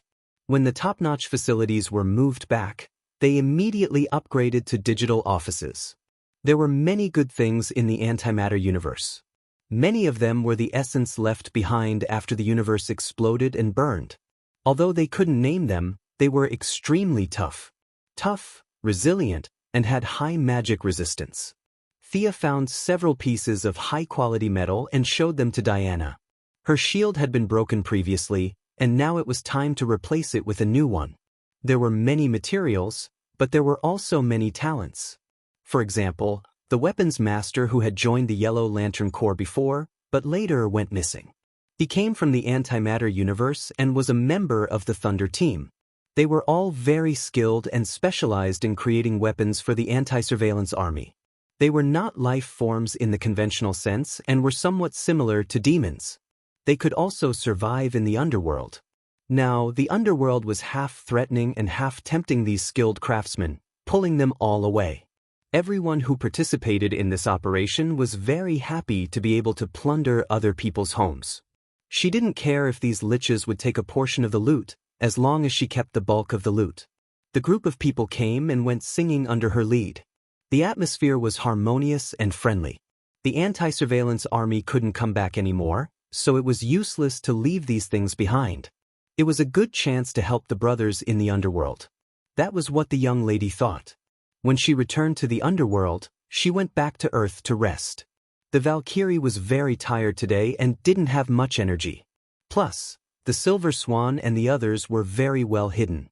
After circling Star City twice and not finding any trace of them, she went straight home. The two goddesses didn't play any indescribable games. They were very tired after a day of fighting. They chatted for a while, gossiping about the story of the Super Queen between the three men, and talked about the role of the first female Green Lantern on Earth in promoting feminism. Thea responded with noises, and soon the two of them turned off the lights and went to sleep. In the middle of the night, suddenly, her spiritual power warned her that someone was approaching her at a high speed. Thea immediately cut off the connection between the room and the real world. Who was attacking her? How could they not have eyes? Diana's reaction was slightly slower than her, but she quickly sat up and looked into the distance vigilantly. The person was still far away. She felt the spiritual power characteristics of the other party and asked Thea with uncertainty, "It's the extreme speed, right? Looks like Barry?" Diana was puzzled, and Thea was also puzzled. It was indeed the Flash Barry. The other party was sweating profusely from running from Central City to England. The distance was not short. Why couldn't he say it during the day? Let's change clothes and go take a look. Barry was the best person in the Righteous Alliance. Many of his principles might not be agreed with, but it was undeniable that his kindness was unmatched. As soon as they changed clothes, Barry was already in front of them. However, the other party did not stop. Instead, he continued to run faster. Thea looked at Barry carefully. Barry's state was very strange. He was running at such a high speed. How could he be chatting happily? Let's also enter the super high-speed state. Seeing that the other party was not stopping, she turned around and said to Diana. As a death reserve, they could jump out of the timeline, but Diana could not. It was extremely difficult for a new god to enter and exit the timeline. Barry, what's the matter? Seeing that the Flash was about to reach out and pull them into the super high-speed state, Thea waved her hand and refused. Every extra person entering the super high speed was a burden to him. Seeing that Barry was sweating profusely, it was better not to trouble him. Phew! Barry was very tired, but he still felt relieved when he saw that he could communicate normally. A group of people in Central City hijacked the experimental nuclear fission instrument of the Sky's Eye Society. The fission has already started. I can't stop it in time. I have tried all the methods. There's no time. Barry took off his mask. His face was full of pain. He hated himself for his hatred. The explosion had already happened. In the real world, a nuclear bomb that covered Central City would explode in just 1 second. The Flash had no other way. He could only use his super high speed to break the situation. He tried Psyker's shockwave and Caitlyn's freezing. In the end, it was useless. Instead, he used a lot of energy to bring the other two people into the super high-speed state. Chapter 990. The nuclear fission in the Central City had been completed, and a large amount of heat energy had begun to accumulate. The explosion was right in front of them. Barry, who was at his wit's end, continued to run at high speed while trying to think of a solution. Since he could not find a solution, he could only cross the ocean to England to find the two goddesses. This was his last resort. If it did not work, he could only travel through time to save everything. Don't worry, I'll solve this. Thea would definitely not leave him in the lurch. Not to mention Barry's pleas, even if no one came to her, she could not just watch the nuclear bomb explode without doing anything. The distance was a little far, and time was tight. At this moment, it was already too late to teleport over. The magic that stopped time and Barry's super fast running did not actually stop time completely. It was just a limited extension of that 1 second in reality. Thea cast her sight to the Central City far away. The nuclear fission had been completed, and a large amount of heat energy was ready to explode. If no one stopped it, the explosion would happen in the blink of an eye. For the Central City, which was second only to Star City, Gotham, and the Metropolis, for the more than 1 million citizens, and to not let her mother bear the bad name of being the one who detonated a nuclear bomb in her own land, she really gave it her all. She maintained her high-speed movement, and at the same time, she mobilized her divine power from a long distance. A large amount of divine power was simulated by the fifth dimension, forcibly suppressing the energy of the nuclear explosion and then modifying reality. This was easy to say, but it was quite difficult to actually do. Thea had to maintain high speed to modify this energy body that was constantly increasing. The long distance, short time, and the constantly changing energy all posed a huge obstacle to her. Barry looked at her nervously. The three of them felt like a minute had passed since they were traveling at high speed. Only then did Sia change the appearance of the nuclear explosion and modify it again. My ability can only suppress it for about 10 seconds. Let's hurry over. She wiped the sweat off her forehead. Only she could do such delicate work. 10 seconds in real time? Barry was still asking. Thea did not have time to explain. She pulled him and Diana and teleported to the central city. This was a cargo center, and there were many familiar faces there. Psyker, Caitlin, Barry's father-in-law, Joe West were all there. There were also several armed robbers and a large container. However, because Thea and the others' own time had been extended, the people in the outside world, including this world, did not move at all. Black Amanda had learned the modern corporate system very well, and they had done a good job in cleaning up, sorting, and marking. They were afraid that the robbers would not be able to find what they were from, so they had drawn a large Heavenly Eye Society logo on the container. Other than not writing that there was a nuclear bomb inside the container, they had done everything else that should and should not have been done. Perhaps Amanda thought that anyone who offended her Heavenly Eye would be punished no matter how far away they were. She was so arrogant that she didn't prepare any preventive measures. Hiding? Esper Protector? It didn't exist. The few bodyguards were from the Midtown police station. Back then, when Bane wanted to blow up Gotham, he needed a physicist to fiddle with it before he could detonate it. However, the thing in front of Thea was simple and crude. As long as the switch was pressed, it could blow up the entire city into powder, transporting such a dangerous device all over the world. The Heavenly Eye Society had a responsibility that could not be denied. As for the robbers, they were even crazier.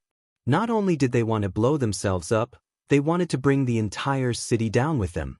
The experimental nuclear fission instrument that was originally emitting high heat had completely disappeared. In its place was an elephant slide that looked very childlike. Seeing the nuclear bomb that almost caused him to die of anxiety in this state, Barry did not know what expression he should have. Don't mind the details. Its essence hasn't changed. Time is tight. Of course, Thea wanted to be more serious. However, the abilities of the fifth-dimensional people were just that funny. She had no choice. Let's do it. You're very tired. After rejecting Barry's help, she quickly looked for an uninhabited asteroid. After that, she opened the portal. Diana picked up the elephant slide and threw it into the portal. The moment she closed the portal, she could faintly hear an earth-shattering explosion coming from the other side. A super disaster that could be recorded in history books was averted. However, the few of them could not rest. They were going to detonate a nuclear bomb on American soil. Not only did they say that, they had already detonated it. This was too serious a problem. Batman, who did not sleep all day, had just finished his daily activities of fighting criminals. When he heard the news, he rushed over immediately. Brother Superman was also called out from his bed by them. The remaining members of the Righteous Alliance were all pulled to Central City for a meeting. The Flash had exhausted too much of his energy. Thea was also very tired from forcibly changing reality in order to suppress the nuclear bomb that had already exploded. The whole story was explained by Diana. A bunch of people were surprised. This was Central City.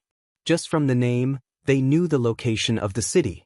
It was located in the state of Missouri and could be said to be very central.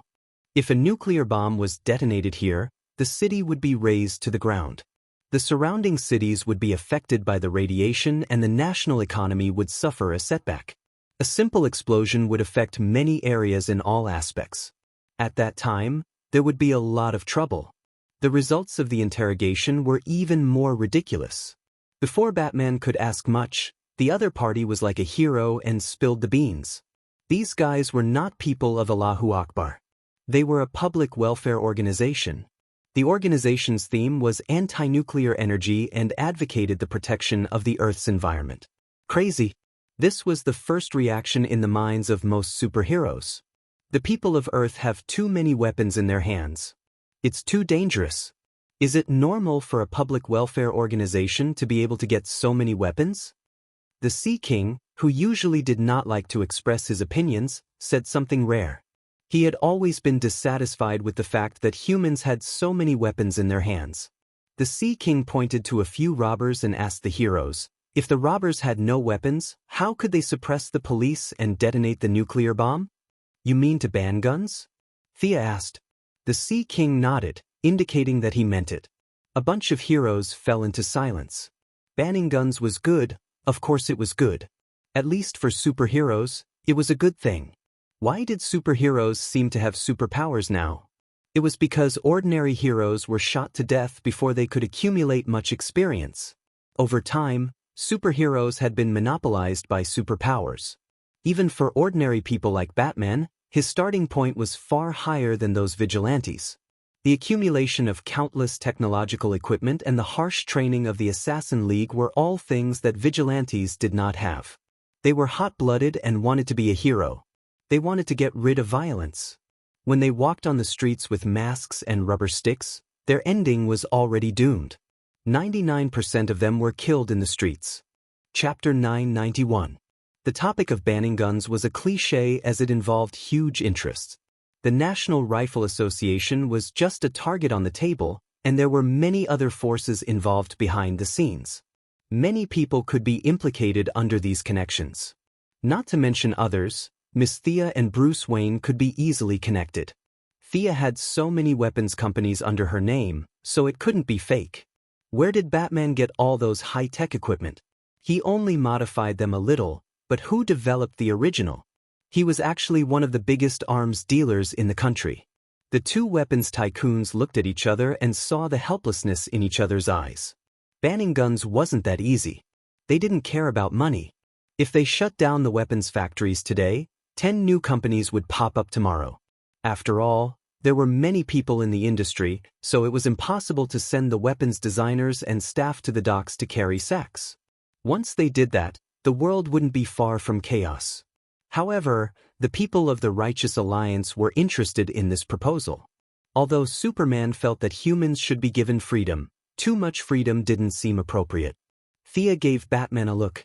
He was more suitable for offending people. Batman didn't disappoint and bluntly rejected the proposal. The Sea King shrugged. Do as you please. Even if the land was blown up, it wouldn't affect my home. Banning guns was unrealistic, but weapons of mass destruction could be checked. The citizens were too smart and knowledgeable. The super hacker Kane from Star City, who had been clamoring for revenge against the Quinn family, had made a lot of powerful bombs. Green Arrow had tried to capture him several times, but she had been fooled by the bombs because she didn't want to harm the innocent. Many of the superheroes' villains had a talent for bombs, and the Joker was one of the most outstanding talents. Whether they learned it in school or self-taught, the power of bombs couldn't be ignored. The civilian research teams were too bold and dared to research anything. The nuclear explosion this time was a classic example, and the culprit was Batman and his subordinates' research laboratories. A few hot-headed researchers suddenly had an idea. They didn't know what kind of data they needed to calculate and needed the nuclear fission experiment equipment. After submitting a few reports, they prepared to borrow a piece of equipment from the Heavenly Eye Society. The cooperation between the Heaven's Eye Society and the Righteous Alliance was quite good, and with the face of the young Miss and Batman, the person in charge let them go without much deliberation, which led to today's crisis. The relationship between the army and the people sounded quite touching, but in reality, the leaders of both sides didn't know about it. Their subordinates just did it in a daze. Thea even suspected that the other party might think that Zheng Lian wanted to borrow this thing. Otherwise, they wouldn't have sent a truck with 2 drivers carrying a container to transport such a dangerous device. Thea left the couplet for the others to study slowly. She hurried back to the White House. Her mother had to know about this. It turned out that she had guessed correctly. Black Amanda was urgently called to the White House in a helicopter in the middle of the night. When she found out the whole story, her dark face turned pale with fright. It wasn't her order, nor was it Steve Trevor, nor was it the order of the black man's wife, Laura. After investigating, he realized that it was a loan agreement signed by a branch base's person in charge. Don't we have an early warning system? Could anyone come into contact with some highly dangerous equipment? Where is our classified confidentiality system? Is it strictly implemented according to the rules? This time it's Central City. Will it be the White House or the Pentagon next time? Moira was furious and threw out several questions in a row. She had always been dissatisfied with the Heaven's Eye Society being out of her control. Now she not only wanted to beat them, but also wanted to add dirt. If Thea hadn't been strong enough, she would have been the first president to detonate a nuclear bomb on the mainland. Once it was detonated, the government would have resigned, and it wouldn't be inconceivable to pursue criminal responsibility. If the nuclear bomb was detonated, millions of people would die. Someone had to take the blame. She, the president, and Ryan, the defense minister, would have to go to jail together. It was 30% fake and 70% real. Moira was indeed very angry. She was sleeping, and the nuclear bomb was detonated. Was there anything more ridiculous than this? Amanda's face was full of spittle, but she was also very helpless. The intelligence organization was not monolithic, and the internal factions were entangled with each other. In order to show their control, the military bosses pulled one faction to beat the other. Amanda, Steve were all tossed back and forth in different ways. Naturally, many neutral factions were born. This time, the person in charge of the subbase was from the neutral faction. The other party was kind enough to flatter her, but in the end, not only did he not flatter her, he almost knocked the horse out. Strictly investigate the person responsible for the incident. I want to listen to the follow-up report tomorrow. Moira waved her hand and shooed Amanda away. It's really tiring to be the president. Moira put down the pen and complained with some distress. Thea rubbed her shoulders. Although her mother said that she was unwilling, she was actually very proud.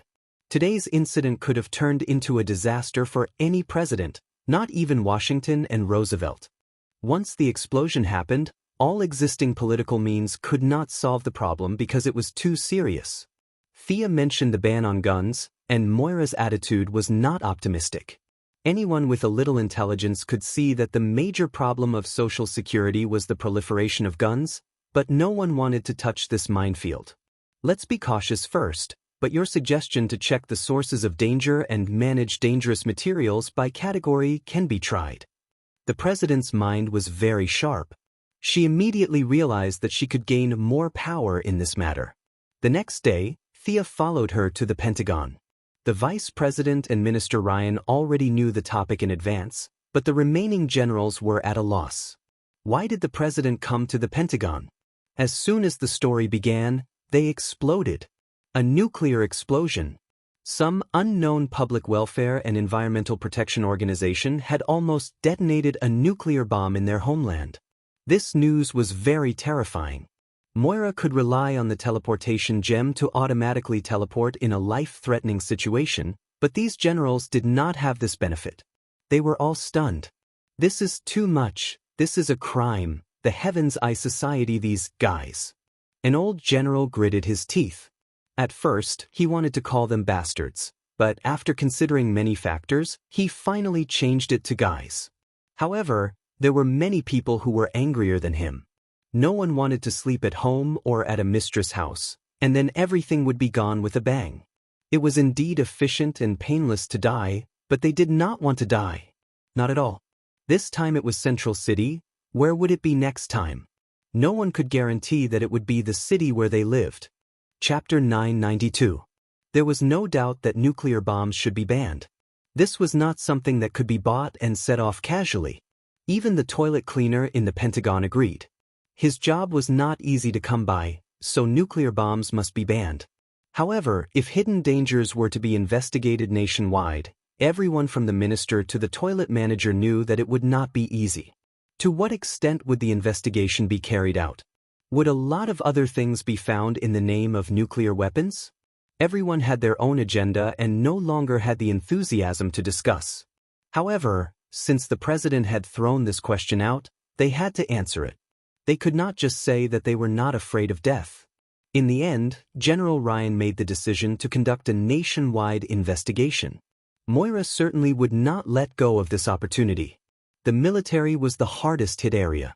They had the most weapons and were the most dangerous. However, corruption, dereliction of duty, espionage, and cover-up were equally prominent. The previous presidents were like a rubber stamp to the Pentagon.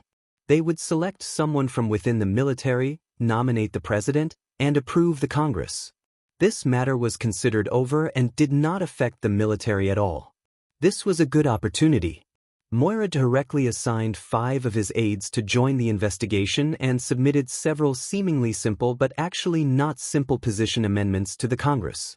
For the first time, government personnel officially entered the core leadership of the Pentagon under the pretext of national security. The Congress firmly supported Moira this time. The president had a term of office. Now these rights were in the hands of the president. When they stepped down and became the president, they could enjoy these rights themselves. There was no reason to refuse. Proposal, review, approval, and green light all the way. Faced with the pressure from the White House and Congress at the same time, the military could not resist in an instant and could only let it go. Mixing in sand was only the first step. Moira's combination of punches did not stop. Many officials in the indescribable country were criticized. In fact, it was the same on the other side of the ocean. In order to resist Superman, they could pull together dozens of people to form the so-called Superman Threat and Democratic Development Committee. Now it was even easier. Moira directly pulled a group of people to establish a supervision and review committee with the purpose of investigating hidden dangers and carrying out strict confidential management. All the materials that could be used to make highly dangerous weapons were listed and recorded one by one. Clues were tracked across the country. If the materials were still in their hands, they were checked on the spot. If they were not, who were they sold to and when were they sold? Thea also controlled the global black market to cooperate with the operation. The hidden dangers would not be known if they were not checked, but once they checked, they were shocked. Not to mention the government officials who came with different motives, even the big shots in the military were frightened by the results. It was God's blessing that they were able to survive until today. 15 nuclear bombs had been lost. Now, these nuclear bombs only existed in the registration information and on paper. As for their specific whereabouts, even Thea couldn't find out, let alone them. They had also lost a lot of other destructive bombs, and the materials that could be used to make these bombs were also lost in a frenzy. For a time, even Batman was exhausted from dealing with them. Old Lucius had to deal with all kinds of inspections for a day before he couldn't take it anymore. There were even more shady dealings within the Wayne Group, and they really couldn't withstand the inspections. All Mr. Batman could do was change into a suit and leather shoes while wearing Bruce Wayne's vest to deal with the nationwide investigation. At the same time, he sent Barbara and Nightwing to create a false impression. All sorts of highly dangerous equipment were piled up in the warehouse. They would wait for the inspectors to leave before pulling them away. Mr. Wayne, you've made it a little fake. The data of this experimental plane is not quite the same as what was recorded in the report. Thea was also a major shareholder of Wayne Group. She played football and was a referee. Today, she led the team to investigate the problem.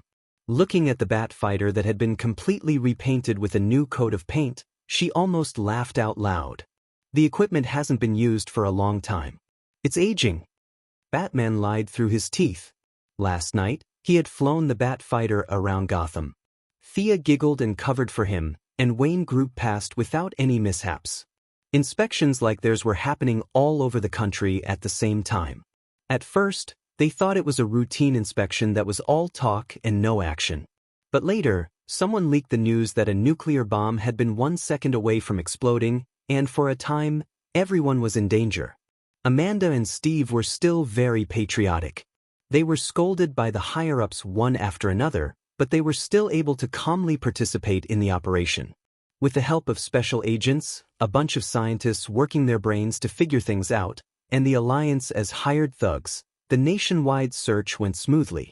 Many people and laboratories had a large number of necessary materials for the assembly of lethal weapons. In the process, their personal interests would definitely be harmed. Naturally, they organized themselves and shouted, "Private rights are not infringed upon." Thea did not indulge their bad habits. She mobilized the crowd and spread rumors around the laboratories. Something about radiation, cancer, being blown up in the middle of the night, and so on. When they heard that it was so dangerous, the citizens went crazy. The people who shouted that their private rights were not infringed upon were quickly defeated by more ordinary people. As for calling the police, it was not difficult for the police to choose between arresting the 1,000 people or arresting him alone. After a busy week, Thea remembered what she had gained in the antimatter world. She showed the metals she had carefully selected to Diana. One could imagine the sturdiness of the metal that remained after the Big Bang. Diana was worried about her shield being damaged. Now was the time to get a new one. The new shield was named Courage. It was light green and seemed to contain an indescribable weight. Diana told her that when she was forging, she saw that the shield contained a warrior who resisted the anti-watchers to the end. The other party's unyielding perseverance gave the shield a stronger defense. Sia did not comment on this. She felt that the so-called warriors and resistance to the end were all hallucinations created by Diana when the two of them were exchanging pointers. However, she wisely did not point it out. If Diana said so, then so be it. The battle on Earth 3 had restored Diana's confidence. With all kinds of rare metals in the antimatter universe, she had rebuilt her equipment. Even if it was not as good as a fantasy weapon like the Holy Sword, it had reached the peak in the material world. The two goddesses had been learning from each other frequently recently. Thea had finally mastered the two emotions of courage and love. The first light ring had also been purified. They all tried it, and the results were not too surprising. Diana had a lot of positive emotions. She was like the embodiment of virtue. However, there were not only positive emotions, but also negative ones. Anger, greed, fear, and other emotions such as jealousy and hatred were not suitable for her. Diana lacked tolerance, so Thea could only use it for herself. The source of emotions was still in the ring, but the impurities had been removed and it could be worn. At this time, it was shining brightly on Thea's right hand, flashing with a dazzling brilliance. Chapter 993. She still needed to communicate with the ring, so Thea had been wearing the ring for the past few days. Death, soul, wealth, trade, literature, and the emotions in the ring. She now occupied 6 divine positions. Actually, when she was treating Mitran, she wanted to take the chair of Mobius. The divine position of knowledge was not a bad idea, but Mitran was alert. At least he knew her, so she hesitated and did not kill him. She did not know if it was possible to accommodate more deity thrones, but both the Heavenly Father and Darkside had 5 deity thrones. She also felt that with the addition of deity thrones, there was a slight imbalance in the divine power. The Heavenly Father had set a good example for her, and she made the same choice. The divine position of literature was given up, but it was best to keep the goodies within the family, so it was a good opportunity to give it to Diana. Whether it was the Valkyrie's own attainments in Greek aesthetics or her ability to command the bards on the new planet of creation, Diana was the most suitable candidate. Of course, the most important reason was that she was one of them. After receiving the divine position of literature, Diana added a touch of gentleness to her valiance, increasing her charm by a lot. She was now more delicate than before. Diana had a strong personality, so the divine position of literature had little effect on her. It was fortunate that she did not become a literary youth. On Sia's side, there was a little bit of trouble. She gave up literature and art and gained emotions, which increased her strength by 20%. Emotions were different from death. They were too active. If left alone, they would be like a wild horse, changing every moment. Perhaps one second they would be excited, and the next second they would be depressed. Anger could greatly increase one's strength, fear could increase one's speed, and pity could reduce one's opponent's hostility. Any one of these was actually quite good. For example, Diana specialized in courage. She had the ability to challenge those above her level and ignore her own limits. But if all the emotions were mixed together, it would not be so comfortable. It was too messy. Perhaps a large group of people with thousands of personalities would be more suitable for this ring. Thea really felt uncomfortable. She had to rely on death to suppress her emotions every day, or she would immediately become crazy. This origin was not suitable for her, nor was it suitable for intelligent life. It seemed like the guardian and first lamp had made a wise choice to wear it as a ring. The source of emotions was too chaotic. Without the support of a great divine power, one could turn crazy at any moment. In the end, Thea did not directly absorb it. She hung it on her ring and used it. If she did not use it, she could just seal it away. There were many emotional weaknesses, but there were also many additional abilities. Focusing on one emotion for a short period of time could increase one's combat strength by 30% or more. With proficiency in switching emotions, you can selectively increase your attributes in battle. When the enemy gets used to your strength and speed, you can suddenly burst forth and decide the outcome of the battle with a single blow. The battle between Darkseid and the Anti-Monitor was a good example. When the difference in strength between the two sides was not too great, the slightest change could affect the outcome of the battle. Now that she had obtained the emotion divinity position and had eliminated all of her counterparts in the multiverse, she was now the only one. The name Thea Quinn now belonged to her, and she didn't know if there would be any benefits in the future. However, her ranking in the Endless family had risen by 3 places, and she was now ranked 17th. This made her look forward to the equation of life even more. She even increased the training for Kyle Rayner's emotional fusion. Unfortunately, the further he progressed, the more difficult it became. Even the super cheater Kyle Rayner found it difficult. His understanding of greed was still not up to par. Now, he had only fused 5 emotions. It had been a week since he had made any progress. She had not made any progress with the equation of life. She could not even see the 8 characters. Darkseid was in a similar situation. The treasure was right in front of him, but he could not take it out. Guangdong, his old subordinate, had sneaked back to investigate. The great warlock, Desard, had set up a huge formation to extract the equation of life. Large numbers of slaves and civilians were slaughtered, and the entire planet was filled with cries of agony. From the outside, the entire planet was covered in a bloody light. Darkseid seemed to have gone mad. He sent his subordinates out every day to capture people and throw them into the formation to be killed. He tried to use the power of blood to draw out the equation of life. Unfortunately, the Anti-Monitor's level was too high. Darkseid was unwilling to part with the equation of life, so such a stupid method had little effect. Logically speaking, if he persevered and continued to draw hard day after day, year after year, he would definitely be able to extract the anti-life equation. However, what Darkseid lacked now was time. In less than half a month, Darkseid had already defeated 2 waves of Hell's attacks. The invading demons were not too strong, but they were not weak either. They were all Lord-tier demons. Without Darkseid's help, the Great Plains Wolves and the others were having a hard time holding on. This was obviously Hell's way of testing Darkseid's strength. After Thea and Batman raided Darkseid, the demons of Hell could no longer suppress their desire for the equation of life. They accepted the mission and started raiding Darkseid 3 times, 4 times, 5 times, and so on. An endless stream of demons swarmed Darkseid, but he did not have the time to be angry. He would not give up on the equation of life. He was the evil tyrant, and he was not afraid of anyone. He would fight to his heart's content. By the time Guangdong left Darkseid, they had already defeated the demon army's 3rd attack. Darkseid personally defeated a Lord-tier demon and used his Omega Ray to kill it until only its head was left. As long as the demon was not dead, the will of Hell would not revive it. Darkseid hung the Lord-tier demon's head on the main door of his palace to show off his strength and boost the morale of his subordinates. It did not have much of a deterrent effect. The demons continued to charge forward like a tidal wave, and Darkseid's subordinates regained some confidence. Heaven and the new creator planet were celebrating, and it was as lively as the new year. The righteous faction was more optimistic about the battle between Darkseid and Hell.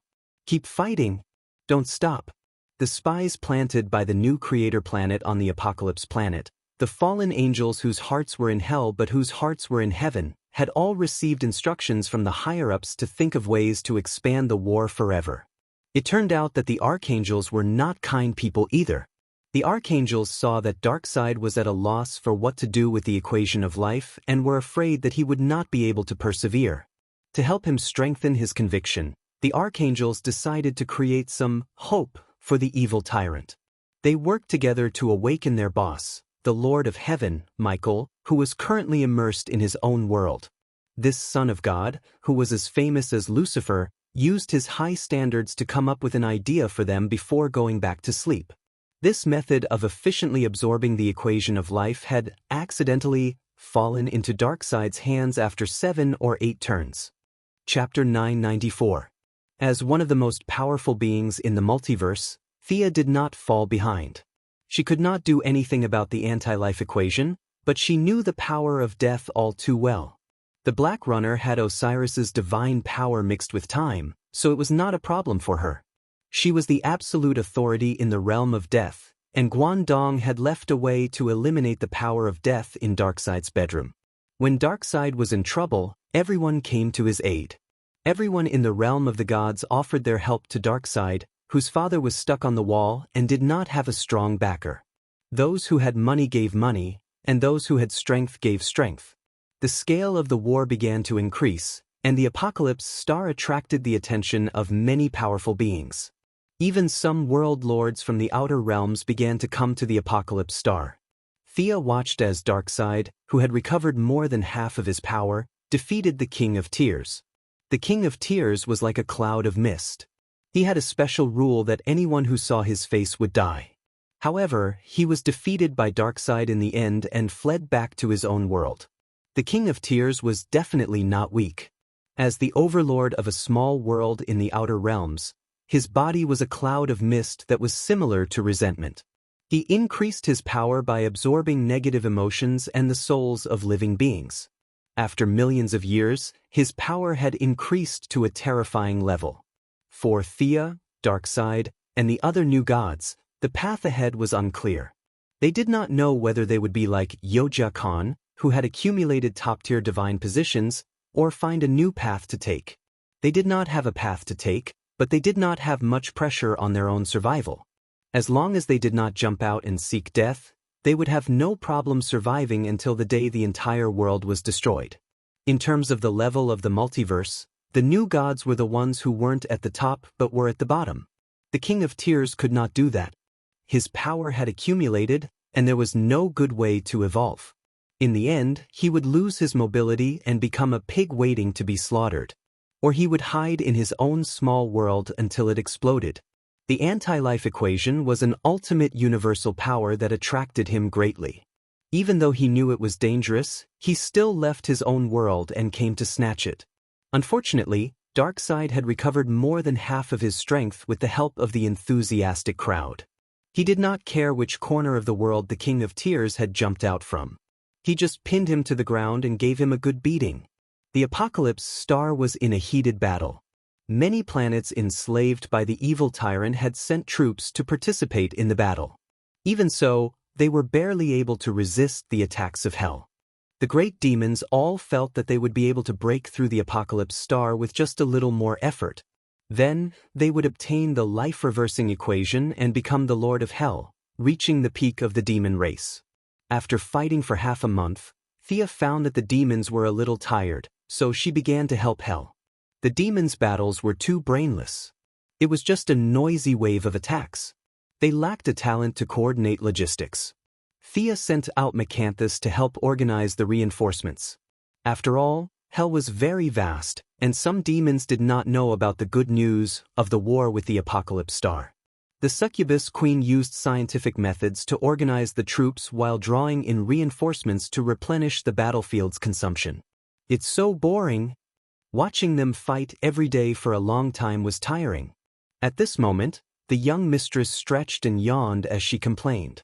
It was as if God had heard her call. The next moment, there was a knock on the door. Diana looked at her pitifully lying on the bed and could only open the door herself. After a while, she walked back. Barbara is here. Get up. She had known Batgirl for 10 years and had long been good friends. Now, she did not treat her as an outsider. She put on a coat and walked out of the bedroom. Barbara had been entrusted by her to secretly investigate a matter. Today, there was finally an answer. In front of outsiders, Thea's appearance was not bad. She was wise, steady, and filled with the elegant charm of a woman. Diana was even more mature and strong. The two goddesses looked at each other from time to time. Even a blind person could see the affection in their eyes. Even though Barbara was also a woman, she felt a little dizzy. Fortunately, her sexual orientation was relatively firm and she would occasionally have a friendly chat with Nightwing. She had not been turned gay by this incredible world. She secretly cursed the two goddesses who were showing off their affection. She deliberately coughed and took out a thick stack of information. There were handwritten, printed, and various photos and copies. This is all I could find in Gotham. Take a look and see if it's of any help. Thea looked down and flipped through it. Diana also picked it up and looked at it carefully. Miss? You're still concerned about this? Diana flipped through it casually. Most of them were legends and stories. Between the lines, there were hopes that humans had for the gods, for a good harvest, and for the tribe to prosper. Diana was a little confused by her lover's actions. They were already gods. Was there a need to look at the records of these primitive humans about the gods? But she knew that Thea must have her own motives. There's a hidden truth about the origin of the current human race. As she spoke, Thea pointed at a rubbing. After the Atlanteans, in the era before the modern humans, there were 3 tribes living in this world. They were the Eagle tribe, the Wolf tribe, and the Bear tribe. But history has changed. Now there are 4 tribes, and there's an additional Bat tribe, she said in a low voice. Diana naturally understood such an obvious hint. You mean Bruce? That's right. This time, it was Barbara who answered.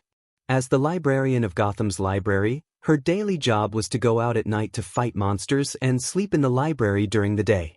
After receiving Thea's request, she spent a lot of time in Gotham's library, which could be said to be the place with the most abundant information in the whole of America, to search for the truth. My investigation shows that there were originally 3 tribes. But it seems that a lot of evidence has appeared overnight, showing that there were 4 tribes. My memory is not very clear. Barbara scratched her head. Obviously, this part of her memory had been covered. The reason why she felt that something was wrong was because not much time had passed, and a small part of her old memory still remained. Diana thought about it and did not feel that there was much of a problem. Batman's timeline was messed up by the Omega Ray, and after that, it caused some cosmic tremors. Wasn't this matter already over? That was a very far-reaching matter. Bruce built a tribe in the ancient era, and after he left that point in time, something that should not have happened. Thea finished speaking and took out a picture. It was an ancient mural. In the picture, a golden light cut through the sky and landed on the ground. The incident with Bruce was a coincidence, but in our time, it became inevitable. The history that should have happened took a turn here, and the trajectory of human evolution deviated slightly. Chapter 995. Diana picked up the photo and looked at it twice. As the new god of art and art, she felt that the mural was quite well drawn. A few simple lines were enough to roughly restore a passing image. A spaceship visited Earth in ancient times. It captured 2 unlucky people, but when it passed through the atmosphere, some of the spaceship's fragments fell to Earth. These metals gave the ancient tribes great power. They disappeared from our history and went to new worlds. After they left, the remaining tribes reproduced and gave birth to our current generation of Earthlings. The Mu continent civilization, followed by the Gendeans with their special abilities, and the Lemurians with their mind control. There's no problem with these 3 prehistoric civilizations connecting. However, there's a gap between the brave Atlanteans of the 4th civilization and our current generation of Earthlings. The gap is because of this spaceship, she said as she pointed at the photo. Thea sighed. The reality that Batman had changed was only real from her perspective. If the Eagle and Bear tribes hadn't left, history would have changed beyond recognition. You want me to investigate a bat tribe that's a mixture of reality and illusion? Will it have any effect on reality? Barbara asked. As a Batgirl, she preferred enemies that she could see and touch. She had a headache when it came to illusions and reality. I think the Bat tribe is about to return. They represent a dark force that's still accumulating power.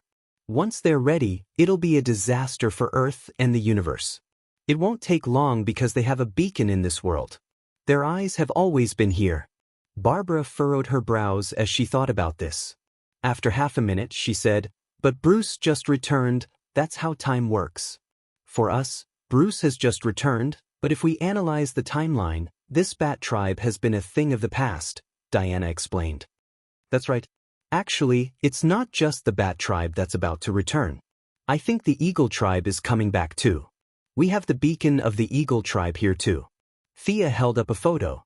The man and woman in the photo were Prince Khufu and Priestess Chayala. "What are you going to do?" Diana asked. Thea already had a plan in mind. "The world that represents Bat is in chaos. I haven't found the right way. But we can investigate the eagle world first and see if they are a threat to Earth." In her impression, the the eagle world. There were really only 2 or 3 big eagles and small eagles. There were no powerful people. She wanted to observe the composition of that world. In her own world, the stone man had already died, and life had begun all kinds of evolution. It could barely be considered a small world. How would it develop after that? If possible, he would absorb the world's origin into his own world. Barbara understood this time. He was trying to gain the initiative by striking first. Batgirl feels that this method is better than rummaging through old papers in the library, and she supports it. Thea thought about it and decided that the task was not too dangerous. He might as well pull all the female couplets together. It could be considered a group activity. 3 days later, a group of female heroes gathered in Central City. The reason why they gathered here was because Thea couldn't find the eagle world. There were many small worlds like this. Some were born naturally, and some were created by strong people. Without the coordinates, she couldn't enter. They came to Central City because there was a bug-level teleportation expert here, Shockwave Cisco Ramon. Simple teleportation wasn't difficult. Thea and Raven could do it. Diana could do it with a little effort. But to sense the destination, Cisco's ability was needed. Shockwave's ability to search and open doors was very powerful. It was just that this guy was limited by his physical fitness and hadn't developed it. Since the cutting-edge technology laboratory was blown up by Scarface, this small apartment was now the Lightning Squad's on-site command center. Cisco and Caitlin's boss had run away. Naturally, no one paid them. Ayers was still giving birth in the 30th century. Even if she came back, it would be useless. She had already quit her job. Wally West was unemployed and didn't have much money. As for Bart Allen, he was a proper child labor. No one dared to hire him. Such a large group of people had to rely on Barry's meager salary at the Central City Police Station to survive. It seemed quite miserable. Considering that there were still some battles in the Eagle world, Felicity, who had no combat power, was left on Earth. Batwoman, who had announced her retirement, and the Sea King's friends, Yavala and Cassina, who were living in seclusion, weren't there. The remaining female heroes were all here. Thea, Diana, Supergirl, Batwoman, Catwoman, Green Arrow, Starchaser, Wonder Girl, Black Canary, Zatanna, Blazing Ice, who was about to be turned gay in the International Union, Frost Killer Caitlin, Sea King's wife Mira, Superman's wife Louise, Cassandra, Raven, and the new female Green Lantern, Jessica. There were a total of 18 female heroes. There was also Pandora, who had been very close to them and had even experienced many ancient legends. There were also the landmark characters of this operation, Hawkman and Hawkgirl, Kendra Sanders, who were now called Carter Hall. I'm going to take a stroll on the streets. There seems to be a fire on East Street. This group of people, especially a group of women, made Flash run away immediately. Psyker wanted to leave too. Including Pandora and Hawkgirl, a total of 20 fully armed women were looking at him with swords and shields. What was going on? After so many years of experience, he, who now had a somewhat stable temperament, was instantly stunned. Swoosh! Hawkgirl took out her hammer. This hammer was 2 times smaller than when she was in the Purple Lantern Corps. In the past, it was like smashing a watermelon. Now, it could only smash a nail. Psyker was so shocked that he almost jumped up. What was this woman trying to do? Caitlin, Thea, and the others held back their laughter and told him what happened. Ancient civilization. The high-class term instantly attracted Psycher's interest. He really wanted to go and take a look. But there were 20 women and he was a man. It seemed a little strange. Let's go together. There should be many ancient ruins there. Hawkman persuaded him very sincerely. Psycher only then noticed that there was another man with an off-the-charts IQ. He quickly understood what Hawkman was trying to say. This guy also felt that there were too many women and wanted to bring him along as a companion. After thinking for a while, his curiosity about the prehistoric civilization finally overcame his awkwardness. It should be fine if he was thick-skinned. He comforted himself. Thea quickly told him about the mission. Using this metal to find a different dimension? After getting a definite answer, he closed his eyes and began to search. Chapter 996. Psycher looked up and asked Thea with uncertainty, "I think there's a piece in Gotham?" Needless to say, Milady could guess that Batman must have used some technological method to retrieve a large piece of end metal from Hawkgirl's hammer. She had kept Hawkman's original hammer for herself and left it in the underworld for the Deathstorm to study. Thea had originally given the couple a hammer, but it seemed like Batman had taken a lot of it. Hawkman and Hawkgirl could not have used just one hammer. They must have smelted it again and split it into two to create this small hammer. It really was a hammer. Thea felt that Psycher had probably seen Batman in the shockwave. She waved her hand to tell him not to worry about these small details and to continue the search. Leaving Earth, the search area increased, and his stamina consumption increased. He had to stop and rest from time to time. Thea spun her emotion ring and gave Psycher a lot of emotion of hope. Diana also used some of her god power of perseverance. With the help of their abilities, the search sped up. "No, I can sense them, but there seems to be something between them?" Psycher said with a frown. "There's a barrier? Do they need some blood as a guide? Or do they need something like a password to open the door?" Thea tried a few possibilities and flipped through the information in an attempt to find this password. She even took some blood from Hawkgirl's wrist. Unfortunately, it did not work. The big lowly raven suddenly interrupted. Could it be that they need to open the portal at a special location?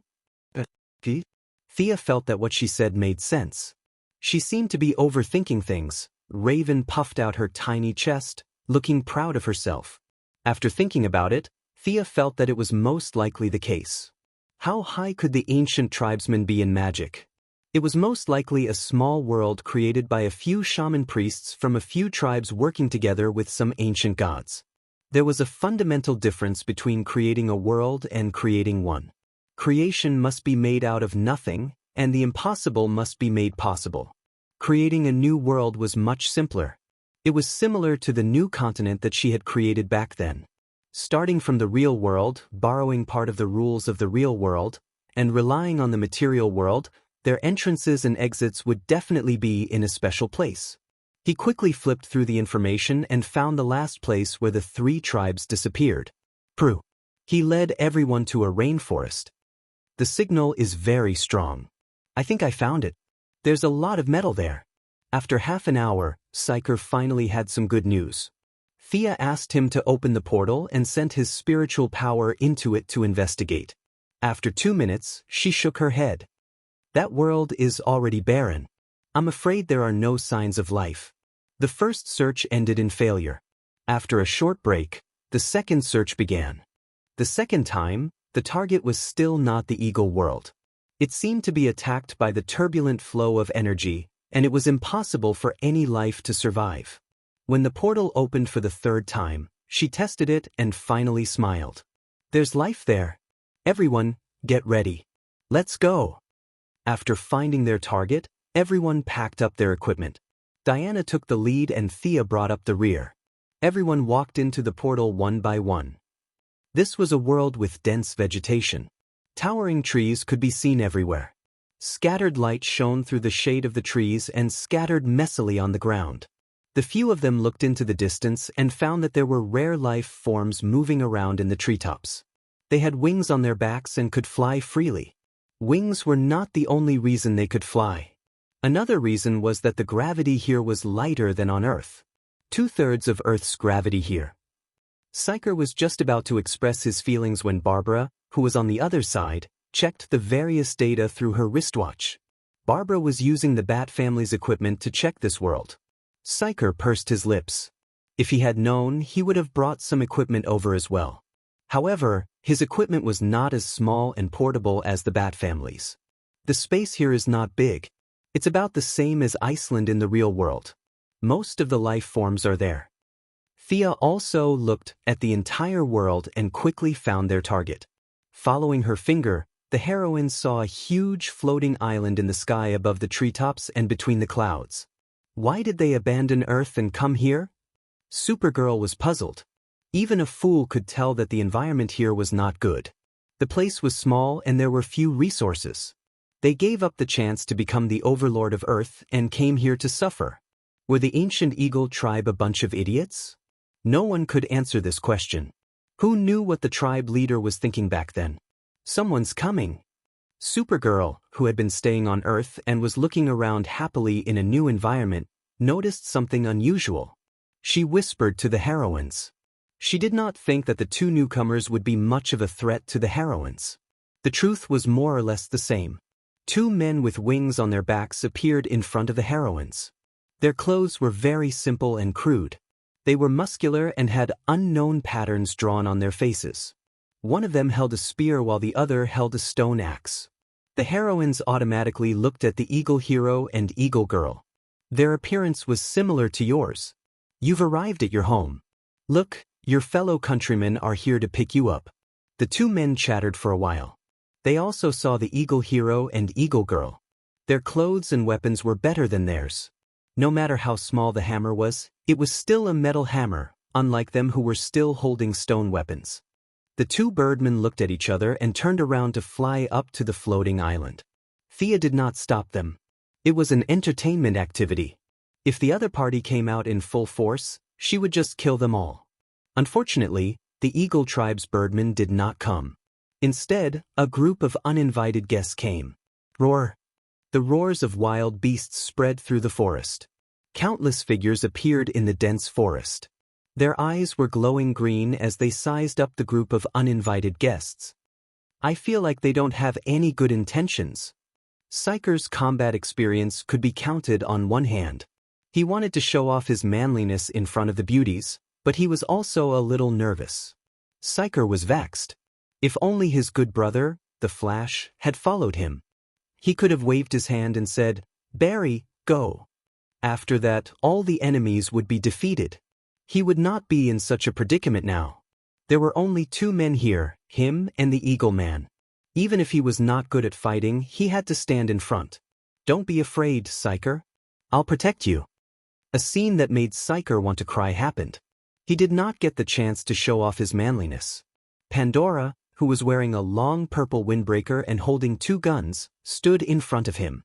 She aimed the anti-magic bullets at the enemies in the dense forest and was ready to fire. Psyker really wanted to shout, "Sister, you can protect me, but can you not call my name?" Chapter 997. Ignoring Psyker's gloominess, the female hero's gazes only lingered on him for a moment before moving away. This was because the dark figures had walked out of the forest one after another.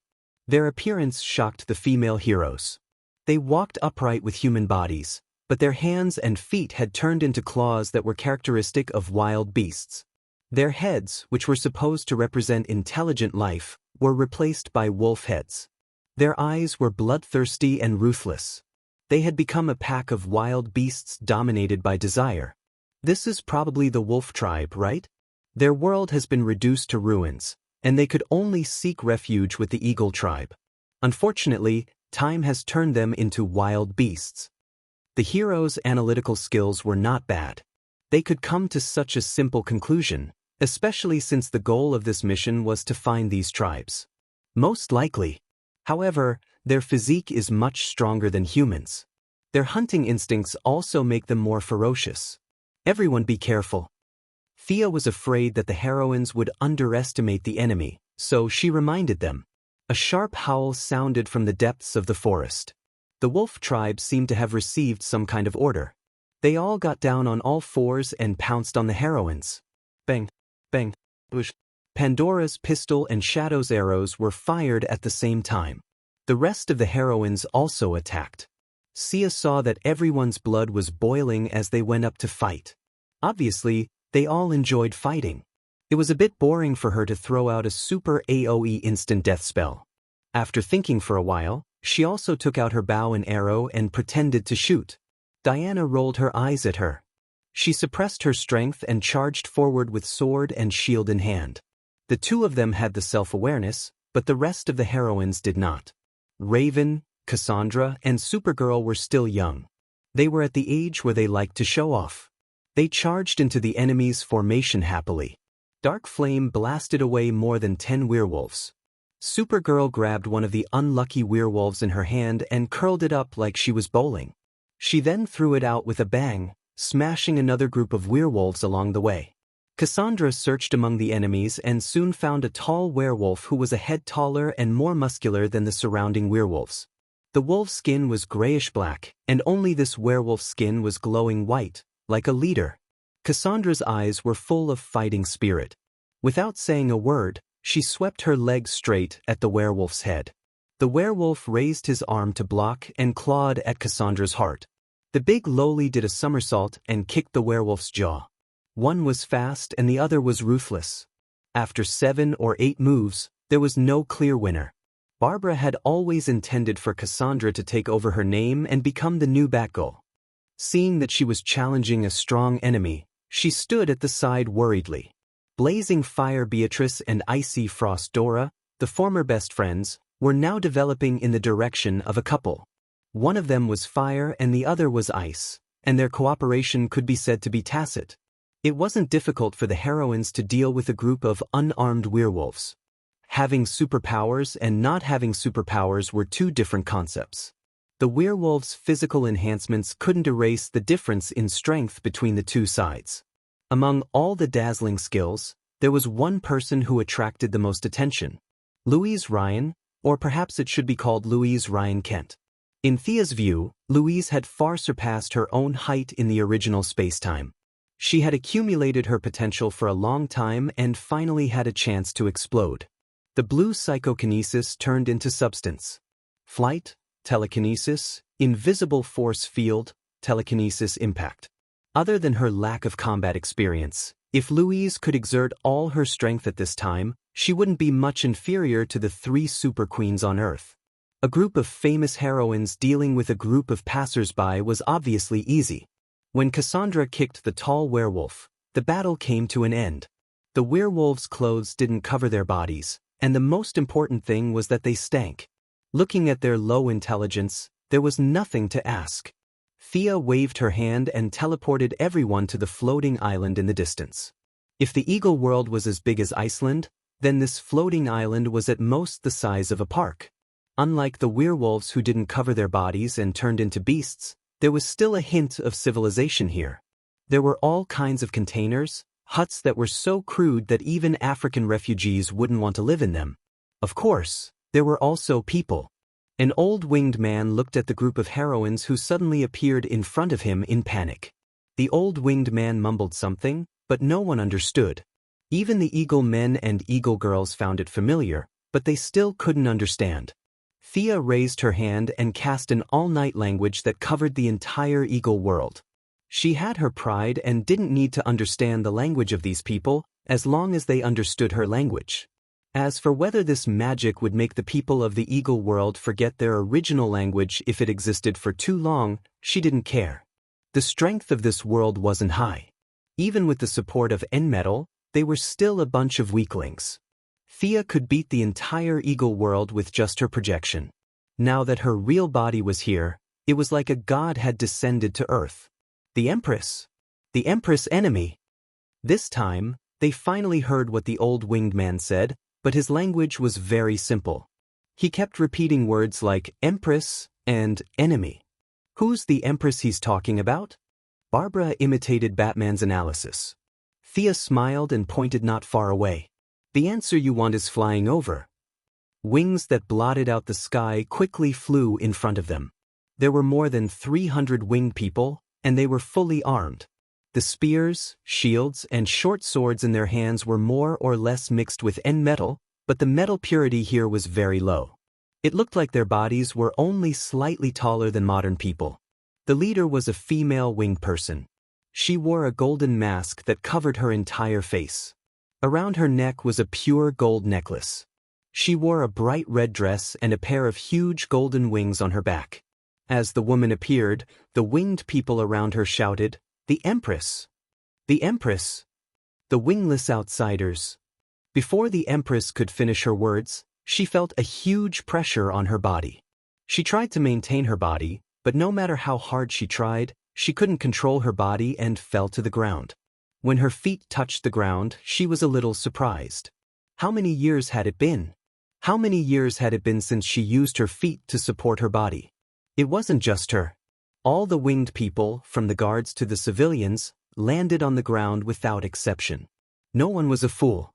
She naturally understood that this was the doing of these outsiders. The golden mask blocked her vision, but the metal gave her the ability to see through things. She could see that there was a flow of energy that had pulled her and her clansmen down. "You're too rude," she said through gritted teeth. Chapter 998. "Is that so? You're the one who's rude when you're high and mighty," Thea said nonchalantly. "How dare you put on airs in front of the goddess of death? You're lucky I didn't make you kneel on the ground." At the same time, Sia was also muttering in her heart. Her goal was to swallow this small world as well as the two previously abandoned worlds, and collect some metals while she was at it. If the winged ones were like the werewolves, it would be easy to deal with them, but they still had their own consciousness and civilization. It was not appropriate to kill them like wild beasts. Although it was easy to pin a crime on someone, she still needed evidence. Just as she was wondering if she should frame them, Starchaser made a discovery. "Over there, that seems to be an ordinary person." They looked in the direction she pointed. Wasn't that right? An unconscious man was locked in an iron cage. He had no wings, and most importantly, he was wearing a pair of jeans. An Earthling? They had a spatial rift here and could go to Earth to capture humans. The few who were good at spatial magic quickly analyzed this fact. "How did this person come here? What are you going to do with him?" Thea pointed at the man in the cage and asked the Winged Queen. The Winged Queen sneered in her heart. "Do I have to answer just because you asked? Why are the outsiders so naive? You're dreaming. How can I tell you the truth when you're asking me such a straightforward question?" However, she was shocked by what she said next. "Of course we'll skin and bleed him as a sacrifice to the Eagle God. It's a celebration held once every 10 years. It represents our devout faith," she said without hesitation. Such sensational words instantly ignited the heroines. Such an evil act made them all emotional. Supergirl saw Thea nod and rushed out. The Winged Queen was naturally the one who told Thea the truth. Her psychological defense was too weak. She spoke her mind after being provoked a little. This saved them a lot of trouble. Skinning and killing people were evil acts. Moreover, Thea didn't feel anything about the Eagle God that she mentioned. It was most likely a god that she made up to satisfy her bloodthirst. After a long time, she even believed that there was such a god waiting for her to sacrifice. The winged ones were more powerful than the werewolves below. Most importantly, they had weapons and could cooperate with each other. Ordinary heroes like Barbara and Black Canary could only fight 5 or 6 of them, and this was because the other party had lost their ability to fly. However, they had many experts on their side. All of them were battle-hardened. On the other hand, the guards had no experience in ground combat. Despite having the advantage in numbers, they were beaten back by the female heroes. Especially after the new female Green Lantern, Jessica Cruz, joined the battle, the situation began to show signs of collapse. This rookie who obtained Earth's 3rd green light ring had a very serious anxiety disorder. After being chosen by the green light ring, his condition improved slightly, but the effects were not great. It wasn't until Hal Jordan brought her to Diana, and with the help of the God of Valor, that the haze in her heart was completely removed. At this time, it was as if she had been washed clean and reborn. The green light ring in her hand glowed with extraordinary brilliance. At Thea's current level of combat, the lantern ring was nothing special. However, It was an invincible existence in a primary or intermediate level battle. The stronger the conviction, the stronger the lantern ring's manifestation. The female Green Lantern almost single-handedly defeated half of the winged guards. The winged queen, who had been maintaining her poise, finally made her move. The golden claw shattered Jessica's manifestation with a single blow. After that, it did not stop and went for the throat of the new Green Lantern. Clang! Her attack was blocked by a small hammer. When the weapons of both sides collided, the queen let out a soft cry of surprise.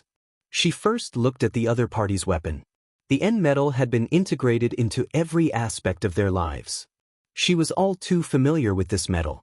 This was a piece of metal that had not been contaminated. In the eyes of the winged queen, the purity of this hammer was not inferior to the last few pieces of pure metal in the tribe. How could an outsider have the metal of her tribe? Supposedly, they had already plundered it clean before they rushed to this world. The winged queen looked at the hawk girl who blocked her attack with doubt. A winged person? A winged person with a metal weapon? Who are you? With Thea's language proficiency, both sides could understand each other's language. The winged queen felt that the other party was strange. The hawk girl and Hawkman also felt the same. After waking up, they thought that only the two of them had wings on their backs in the world. They did not expect that there were so many winged people in the world under their feet. All this showed that they were not alone, and this metal might be able to produce winged people in batches. Hawkman flew to the hawk girl, took off his helmet, and asked the winged queen, "Do you know me?" The winged queen felt that he was a little familiar, but her memory was very vague. 4,500 years had passed, and the past had changed. Looking back occasionally was like looking at another life. "No, I don't know you." Memories came flooding in like a tide. The winged queen could no longer control the violence in her heart. She suddenly reached out, and her 5 fingers were like 5 sharp daggers, stabbing straight into Hawkman's chest. She wanted to dig out the enemy's heart. He was giving her a headache. It happened so suddenly. Fortunately, Hawkman had been wearing Horus's wristband and moved faster than all the winged people. At the critical moment, he took a step back and avoided the fate of being cut open. However, the metallized claws still scratched 5 bloody grooves on Hawkman's chest. Hawkman used memory kill and almost killed himself. Thea found it funny. Indeed, not everyone was destined to be the main character. The winged queen attacked with all her might like a madwoman. Her helmet, bracelet, and necklace were all made of end metals. The huge increase in attributes allowed her to suppress Hawkman and Hawkgirl alone. Pandora saw that they were in danger and immediately pulled out her gun to help. It was interesting. She knew Hawkman and Hawkgirl. When they were still Egyptian princes and priests, Pandora had been to Cairo. Unfortunately, the conversation back then was not pleasant. Pandora's theory of the 7 deadly sins was regarded as heresy and was directly expelled. Now that they met again in modern society after 4,500 years, they smiled at each other when they talked about the past. She had a good relationship with the two. Seeing that they were no match for the queen, she immediately helped. Pandora pulled out her gun to help. Psyker, who had been protected all this time, also hit the winged queen with shockwaves. 2 close-range fighters and 2 long-range fighters joined forces and barely stopped the winged queen. The rest of the superpowered people, Fire, Ice, Frost Killer, Raven, Zatanna, and Louise, began to pour energy magic on the winged people guards. Thea continued to play with her bow and arrow. Diana was too lazy to fight enemies of this level. She also took out her bow and arrow, shooting at whoever was in danger. Yes, Diana also knew how to shoot. Chapter 999. Their equipment is the extraordinary metal you mentioned? Diana turned to ask Thea after shooting down a winged person guard with an arrow. Yes, the effect is amazing for ordinary people. Speaking of which, your archery skills have regressed. It's a pity that you lost Antiope's teaching. The battle in front of them wasn't that intense, so the young lady went off topic. The Valkyrie's face was a little red. Her archery skills were actually quite good. Even if she suppressed it to the level of an ordinary person, it wouldn't be a problem for her to win the championship in the Olympics. After all, she had trained hard with Antiope when she was young, but it depended on who she was competing with. If she didn't have talent in archery, then she didn't have talent. Unfortunately, the archery talent of the Qin family had been maxed out. It was an ability that came with their bloodline. Although Xia had been slacking off, her archery skills were still better than hers. You win in archery, let's compete in javelins. The Valkyrie proposed, unwilling to admit defeat. Sure. They put away their bows as if there was no one else around. Diana took out 2 javelins. This was a divine weapon she made in her spare time. It could be thrown out and come back on its own. In addition to this function, it also had some special features such as sharpness, anti-magic, super long range, and double damage to wild beasts. However, these were all supplementary features. At their current level, they weren't worth mentioning. Whoosh, whoosh, whoosh. The sound of the javelins piercing through the air was constantly heard. The 2 goddesses took down an enemy with each javelin. In terms of skill, Diana was definitely better than Thea. The Assassin League didn't practice javelins at all. When the ninja masters were still hot-blooded youths resisting the Crusades, javelins were no longer used. Not to mention in modern society. Except for professional athletes, who would practice javelins. However, the Qin family's long-range expertise was still useful. Plus, javelins weren't complicated. In the end, it ended in a draw. 1 win and 1 draw. Thea looked at Diana provocatively. She meant, what do you think? Are you convinced? Diana gritted her teeth to show that she wasn't convinced. She began to pick from her collection. She had to choose one to compete with and win at least 1 round. Suddenly, she saw something and her eyes lit up. Then she took out 2 strange ropes and each of them took one. What is this? Thea looked at it for a long time, but she couldn't tell what kind of weapon it was. It wasn't the lasso that Diana often used, nor was it one of those indescribable props that the 2 of them used when sparring. Diana snorted. This is the oldest weapon. I spent a lot of time practicing it. After saying that, she demonstrated it to Thea on the spot. She reached out and brushed the surface of the lasso, and a stone the size of an egg appeared on the lasso. Then she lifted the lasso high above her head and found a target. With a flick of her wrist, the stone flew out with inertia. Bang! A winged person guard was hit in the chest by a stone, and he fainted on the spot as if he had been hit by a truck. It's a catapult. How about you give it a try? Diana looked at Thea provocatively. The eldest Miss' expression changed drastically. Stone catapults? This thing had already been withdrawn from the battlefield during the era of the 300 Spartan warriors. Who would use such an obscure weapon? She gave Diana a look that said, "You win this time." She picked up the catapult nervously and imitated her.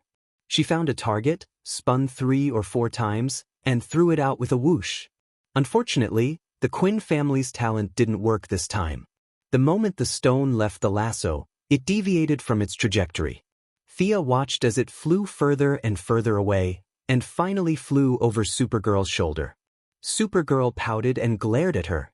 Thea smiled apologetically like a Chinook cat. The result of the competition was self-evident. If one didn't spend some time practicing this catapult, they really couldn't play it. 1 win, 1 draw, and 1 loss.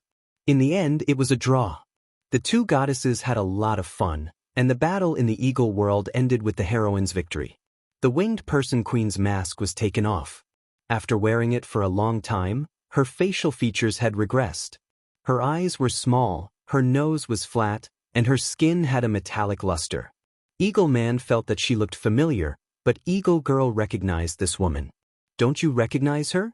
She's the previous priestess of Chayala? Eagle Girl said expressionlessly. Under Hawkman's strange gaze, Hawk Girl continued, Yes, it's my respected mother. The remaining heroines looked like onlookers, watching the reunion of mother and daughter. The winged person queen was still agitated, but with Thea's help, she quickly calmed down. With her narration, the secret history of mankind was finally unveiled. The winged person queen was Eagle Girl's mother, but their relationship was no different from that of a passerby. Chayala was the special name of their priestess. As long as one became a priestess, they would automatically use this name. Many countries and races in the world had this custom. Its meaning was nothing more than to prove that one was God's messenger, and that one was eternal and indestructible.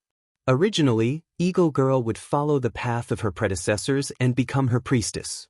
Then she would choose one of her daughters to inherit the name of Chayala and become the next priestess. However, history changed, and an alien spaceship landed on Earth. The alien spaceship did not stay on Earth for too long. They either accidentally or intentionally captured Eagle Man and Eagle Girl. However, the spaceship seemed to have a problem with its piloting system. It liked to crash into planets with its hull. In the end, they crashed on Zamalin, the main planet of the Purple Lantern. Eagle Man and Eagle Girl were inexperienced ancient people. They were thrown on a deserted planet. No matter how much they cried for help, they could not eat metal. The two starved to death. After they died, they became the main energy source of the Purple Lantern because of love until the darkest night came. On Egypt's side, the Eagle tribe had always been hidden among the country's rulers. They realized the powerful effect of metal. Whether it was wings or the strength on their bodies, it made them different from ordinary people. Pharaohs, generals, and powerful people all over the world had their eyes on them. The Eagle tribe did not want to give up the power they had. However, Earth's gravity was too strong. Except for a few leaders, the rest of the tribe could not fly freely with their wings. After a series of experiments, such as oracles and blood sacrifices, they left Egypt with all the metal and their people, went to Peru, and finally entered this world. The Bear tribe and the Wolf tribe had similar experiences. The three parties agreed to enter the small world to live a good life, leaving the bad, natural environment of the Earth, which was prone to earthquakes, floods, and sandstorms, to the inferior people. Unfortunately, the small world they thought was a paradise became worse and worse because of a large number of people. The Bear tribe was exterminated with the collapse of the world, and a part of the Wolf tribe escaped before the world was destroyed. More than half of them came to the Eagle world, and a small group of people went to the more comfortable Earth. There were many legends of werewolves in the cultures of various countries. The three major tribes were made and destroyed by metal. Chapter 1000. The End metal gave them a lot of superpowers and a long lifespan, but it also made them unable to leave this metal. Moreover, after a long period of interaction, a slight resonance was formed between humans and the metal. The longer the metal was in contact with humans, the lower the purity of the metal itself. The metal was their life. In order to maintain her ruling position, the queen targeted the Wolf tribe that came to join them. The bloody massacre began. The Wolf tribe was robbed of their remaining metal and eventually became wild beasts. Even so, the consumption of metal was still huge. The Empress had also stolen the metal of her own tribe's civilians. Now, she was the only one who still maintained a high battle prowess and a high lifespan of 4,500 years. The rest of the tribe had already reproduced for dozens of generations. They had also set their sights on Earth. Unfortunately, there was no such metal in the real world. They would only weaken themselves if they stayed on Earth. After invading Earth several times, other than leaving some legends of the Harpies, there was no other meaning. Waiting for death was the only thought in the queen's mind. How much do you know about the Bat tribe? Thea had already understood everything about the Eagle world. She finally asked about the original purpose of this operation. At the mention of the Bat tribe, the queen recalled for a while and a trace of fear appeared in her eyes. They are all demons, evil spirits that crawled out from hell. The queen spoke intermittently and used a lot of adjectives. Some of the words were repeated over and over again. They only understood after a long time. The Bat tribe had entered the Iron Age when they were still using bronze weapons. Perhaps Batman's style had influenced them. They liked to move in the middle of the night, wearing black cloaks, and then piercing sharp iron weapons into the hearts of their enemies. They had the most end metal in their hands. Unfortunately, they followed the principle of secrecy and rarely communicated with the other three tribes. After leaving Earth, the two sides did not have any contact. However, the queen felt that most of their people were still on Earth. Thea agreed. Many of the famous assassinations in modern society could be seen. An unknown person killed an important person and changed history according to a certain predetermined trajectory. The assassination of Grand Duke Ferdinand, Ito Hirobumi, Lincoln, and Bruce's parents in that small alley. History had been crudely altered, and there was a clue hidden behind the scenes. They were doing everything they could to help Bruce become Batman. As for whether Batman established the Bat Tribe first, or whether the tribe entered human society and created Batman through a series of events, who was the beginning and who was the end, it was meaningless in the face of time. The collective activity of the Female Righteous Alliance had ended successfully. They had rescued many Earthlings who had been captured by them, but these winged race prisoners still needed to be dealt with. It was definitely impossible to dig a hole and bury it. It was also not appropriate to let it go so easily. From time to time, they would go to Earth to capture a few people and torture them. Their hands were stained with blood. Locking them up in a prison would require an extremely large prison that prohibited superpowers. It would be better to just leave them in the Eagle world with that time cost. As for depriving them of their metals and turning them into ordinary people, that was even more inhumane. Without their metals, more than half of them would die in 3 days. In the end, Louise made a suggestion to freeze them all and wait for humans to research the mysteries of metals. After that, the curse would be lifted and they would be sent to prison to serve their sentences. Thea vetoed this idea as it was too troublesome. She called Superman over and threw these winged race people, who looked very Kryptonian, into the Phantom Zone. Back then, Zod and Fiora had been thrown in there before. There was no concept of time there, and it was a good place for long-term imprisonment. After dealing with the winged race and the werewolves, Thea packed up all the resources of the Eagle world and took them away. The remaining metals had pitifully low purity, and only the few accessories on the Queen were barely acceptable.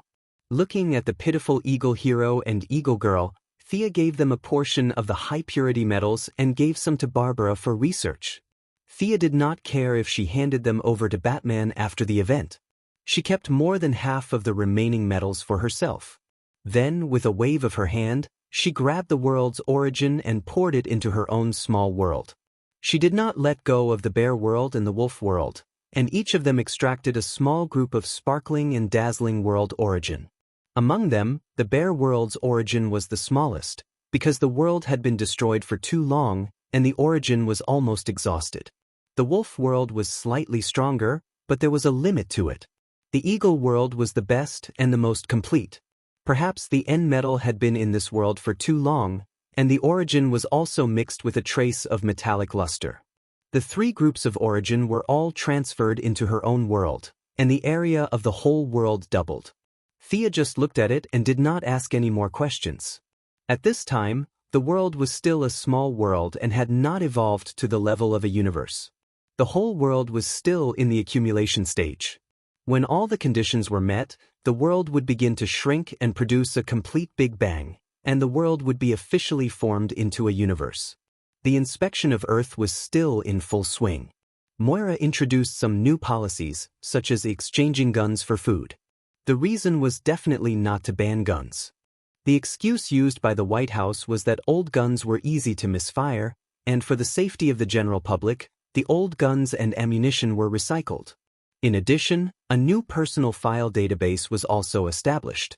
All the talents who had been engaged in the nuclear industry, chemistry, polymer, atomic physics, and other cutting-edge industries had to re-establish their files. If they could go to the government every month and do a simple registration work, then they would receive an additional subsidy. This money was jointly funded by several major consortia in the world, such as the Quinn Group and the Wayne Group, to protect talents and prevent them from being hijacked by terrorists. Earth was in full swing to solve the internal problems. On this day, Thea had just returned home when she was shocked by a piece of news and hurriedly transmitted to the Blue Lamp main star. The lamp beasts are missing.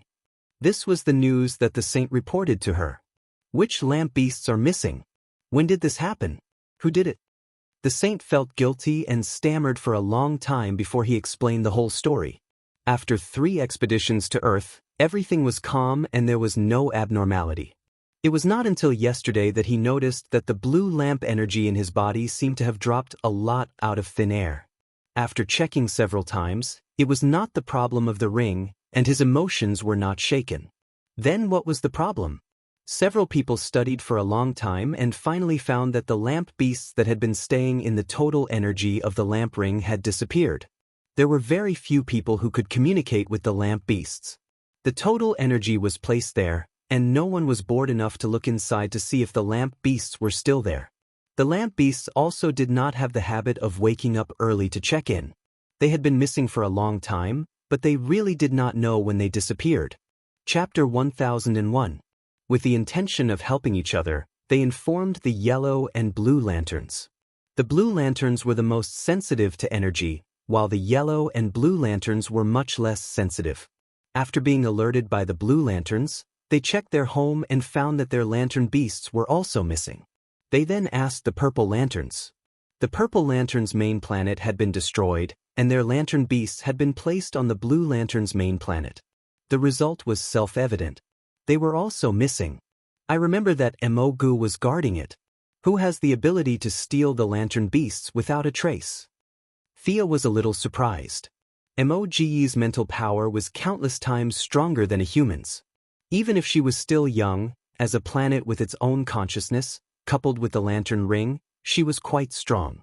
She could not think of anyone who could do such a thing. Detective Thea had not found the thief, and bad news came one after another. The green lantern ion shark flew away in front of everyone. The orange lantern Loflees was knocked unconscious while writing his Christmas present. When he woke up, he found that the orange lantern beast python had also disappeared. Seeing Thea, Loflees felt as if he had seen his family. Although Thea always yelled at him and ordered him around like a soldier, she had never taken anything from him. Instead, she had given him several containers of treasures. Now that he had been wronged, he could no longer hold back his grief. He did a standard 5-meter sprint, kneeling down and hugging her thigh. Thea moved extremely quickly and sent him flying with a kick. Loflees cried like a teary dog. With snot and tears, he asked Thea to uphold justice for him. The Missy was speechless. When did she become the leader of the 7 lanterns? Why did she not know? She had a vague guess in her heart. It was not until the remnants of the Red Lantern Corps came to the Blue Lantern's main planet that the answer was revealed. Kalana, it's Kalana. I can't be wrong. Adakaitas gritted his teeth. He was covered in injuries. His red clothes were not obvious, but if one looked closely, they would find that his blood had completely dyed his clothes red. This long-lived species' injuries were far more serious than they looked. Kalana was also a member of the Little Blue Men. Hundreds of millions of years ago, he had secretly modified the settings of the mechanical hunter without telling his Little Blue Men colleagues, causing the massacre in Sector 666. His original intention was to say that machines were not trustworthy and that only emotions could control emotions. This matter had a far-reaching impact on the universe. Kalana was exiled, the mechanical hunters were all abandoned, the Green Lantern Corps became the new subordinates of the Guardians, and Red Lantern Adakaita's revenge. Until the recent Night of Darkness, everything was related to this massacre.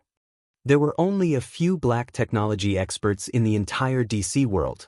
If one were to make a list of them, Batman would be ranked 3rd, Joe Ale would be ranked 2nd, and Kalana would be ranked 1st. Furthermore, he was the first person to have ever been able to use technology to create a cosmic probe that traced back to the moment of creation, thus creating a parallel dimension and allowing the universe to evolve into the era of the multiverse. He represented a possibility that technology could also reach the pinnacle. Tracing back to creation was something that the new gods, the Watchers, and the Anti-Watchers could not do. However, the real culprit shocked Thea. She looked at Adakaitas strangely. Kalana is already dead. If my sources are correct, his body is still on your Red Lantern main planet. She had definitely been on guard against such a black technology expert. Whether it was Haruba's memories, the 4 advisors of the underworld, or Ganthercide, she had inquired about the Little Blue Men, whether they were alive or dead. As Kalana's student, Haruba had a deep impression of his teacher. Among the advisors, Ganther and the others were certain that Kalana was dead, completely dead. Moreover, his body was stolen by Adakaitas, but that was many years ago. In Haruba's memories, Adakaitas had an inexplicable affection for Kalana. He believed that Kalana had made him who he was today. Thea analyzed that it was a bit like Stockholm Syndrome, but countless times more severe. Attikides would run to Kalana's body to talk to him. The Guardians knew about this. What was the situation now? A guy who had been dead for God knows how long had come back to life? Her expression was a little cold. Attikides, don't tell me you're the one who resurrected him? The Red Lantern leader wanted to refute loudly, but when he saw Thea's expression, he knew that she knew him very well. He held back his anger and shook his head. It wasn't me. After looking at him again, Thea finally believed in Attikides. Hatred was the root of his power. His feelings for Kalana would not make him give up on his hatred. It was not surprising that he was able to silently obtain the 4 lantern beasts from the blue lamp. Mogo must have thought that Kalana was a guardian and must have watched him swagger away the lantern beasts. But how did this guy come back to life? Thea was a little confused. It was easy to resurrect someone who had just died not long ago. It was understandable that he had some tricks up his sleeve. But this guy had been dead for hundreds of millions of years. His body had been dried and turned into a specimen. How did he come back to life? And why did he steal the lantern beasts? The lantern beasts were prepared for Kyle Rayner. She pondered for a few seconds. Countless thoughts collided in her mind. Losing the lantern beasts at this point in time was very fatal. If Kyle did not bring the lantern beasts into the wall of origin and recharge the emotional spectrum pool, the current universe would explode into dust due to emotional exhaustion. The scientific name was hard reboot. When Thea thought of this, she began to sweat. As the world's top technologist, she felt that Kalana most likely knew about this as well. So she took drastic measures and stole all the lantern beasts. Mobilize all forces to find this guy in the universe. The 7 Lantern Corps, her subordinates, the Sharp Insect Tribe, Lady Styx, and the Commerce Alliance were all mobilized at the same time.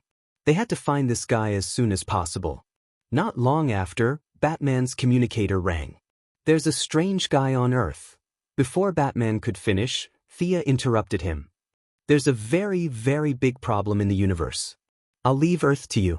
We'll talk after I'm done here. Batman hung up. After another 2 minutes, Diana's call also came. You should come over and take a look. This guy is different from the ones I've seen before. The Valkyrie spoke so seriously that Thea finally took it seriously. It wouldn't take much time to go over and take a look. She left the Blue Lantern main planet and returned to Earth. When she entered, she saw that everyone from the Righteous Alliance was there. She looked at Diana, Batman, and the others, waiting for someone to explain to her. What happened? A strange guy? Who was it? What's the matter? If it's not urgent, it's best to put it aside for now. There's a big crisis in the universe. She really didn't want to be involved now. Take a look. There's a strange guy outside the watchtower this morning. He's been observing us. He didn't speak or attack. Diana hurriedly explained to her. In fact, they didn't collect much information. Thea still cared about Diana. The universe crisis was not as important as Diana, at least in her heart. She took a look and looked up at the watchtower space base. What she saw almost made her jaw drop. She saw a guy with a big head, white eyes, and a thin neck. He looked like Papa Ma, but he was more than 10 times bigger than Papa Ma. He seemed to sense her gaze and looked at Thea. Of course, Papa Ma wasn't scary. Instead, he looked kind and approachable. This was all nonsense. The key was that Thea knew this guy. If she wasn't wrong, this guy was the Observer of Marvel World. Chapter 1002. The Observer came from the world of Marvel. This memory couldn't be wrong. They were the oldest race in Marvel. Unlike the little blue people in DC who didn't cause trouble every day, they had a promise to only observe and not participate. They were a neutral race to the extreme. But was there really a world of Marvel? Thea was confused. If she thought about it carefully, since there was a world of DC, then it wasn't too far-fetched to have a world of Marvel. Her worldview received 100 points of impact, and she quickly thought about the Observer's intentions for coming here. You know this guy? Is he also a friend of yours from the universe? Superman asked. Thea had a toothache, and her mouth tasted bitter. For the first time, she didn't know how to explain this matter. This was a character from outside the world. For Batman and Superman, there was no difference between the observer, guardian, and watcher, but for someone of her level, it was a very serious matter.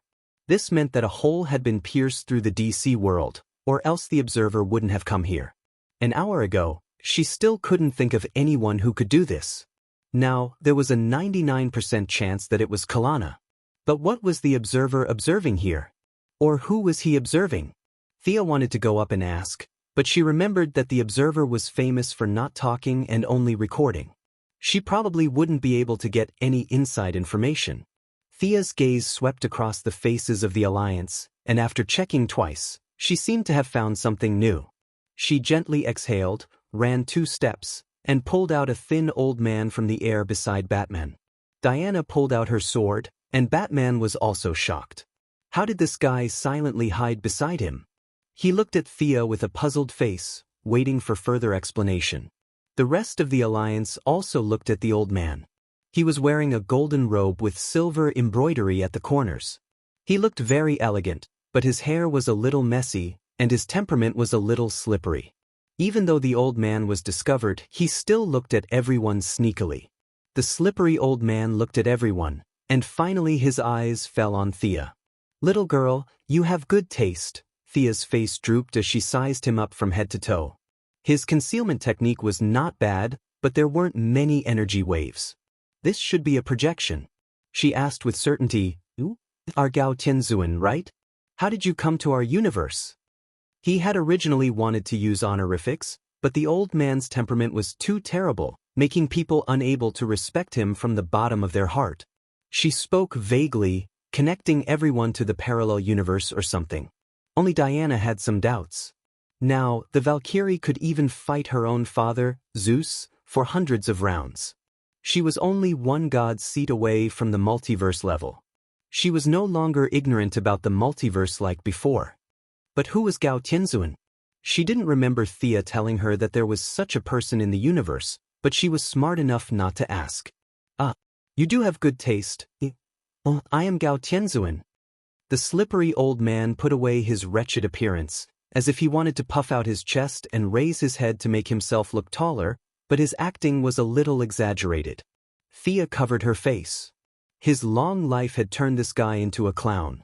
The real Gao Tianzuan had immortal life, immune to aging, diseases, and all physical attacks. At the same time, he also had unimaginable recovery abilities. He could also convert his own universal energy into levitation, projection, psychic ability, material reconstruction, time and space jump, and so on. Moreover, he had a powerful resurrection ability and could resurrect intelligent creatures that died within 30 minutes. Gao Tianzuan was a member of the Universal Presbyterian Church. It could be said that he was a person who couldn't be killed by conventional forces. At first, he was a wise and cold elder. As for how he became this clown today, it could only be said that he was too bored without any enemies for a long time. If he didn't find some entertainment for himself, he would be stupid. Thea didn't know how many times she sighed today.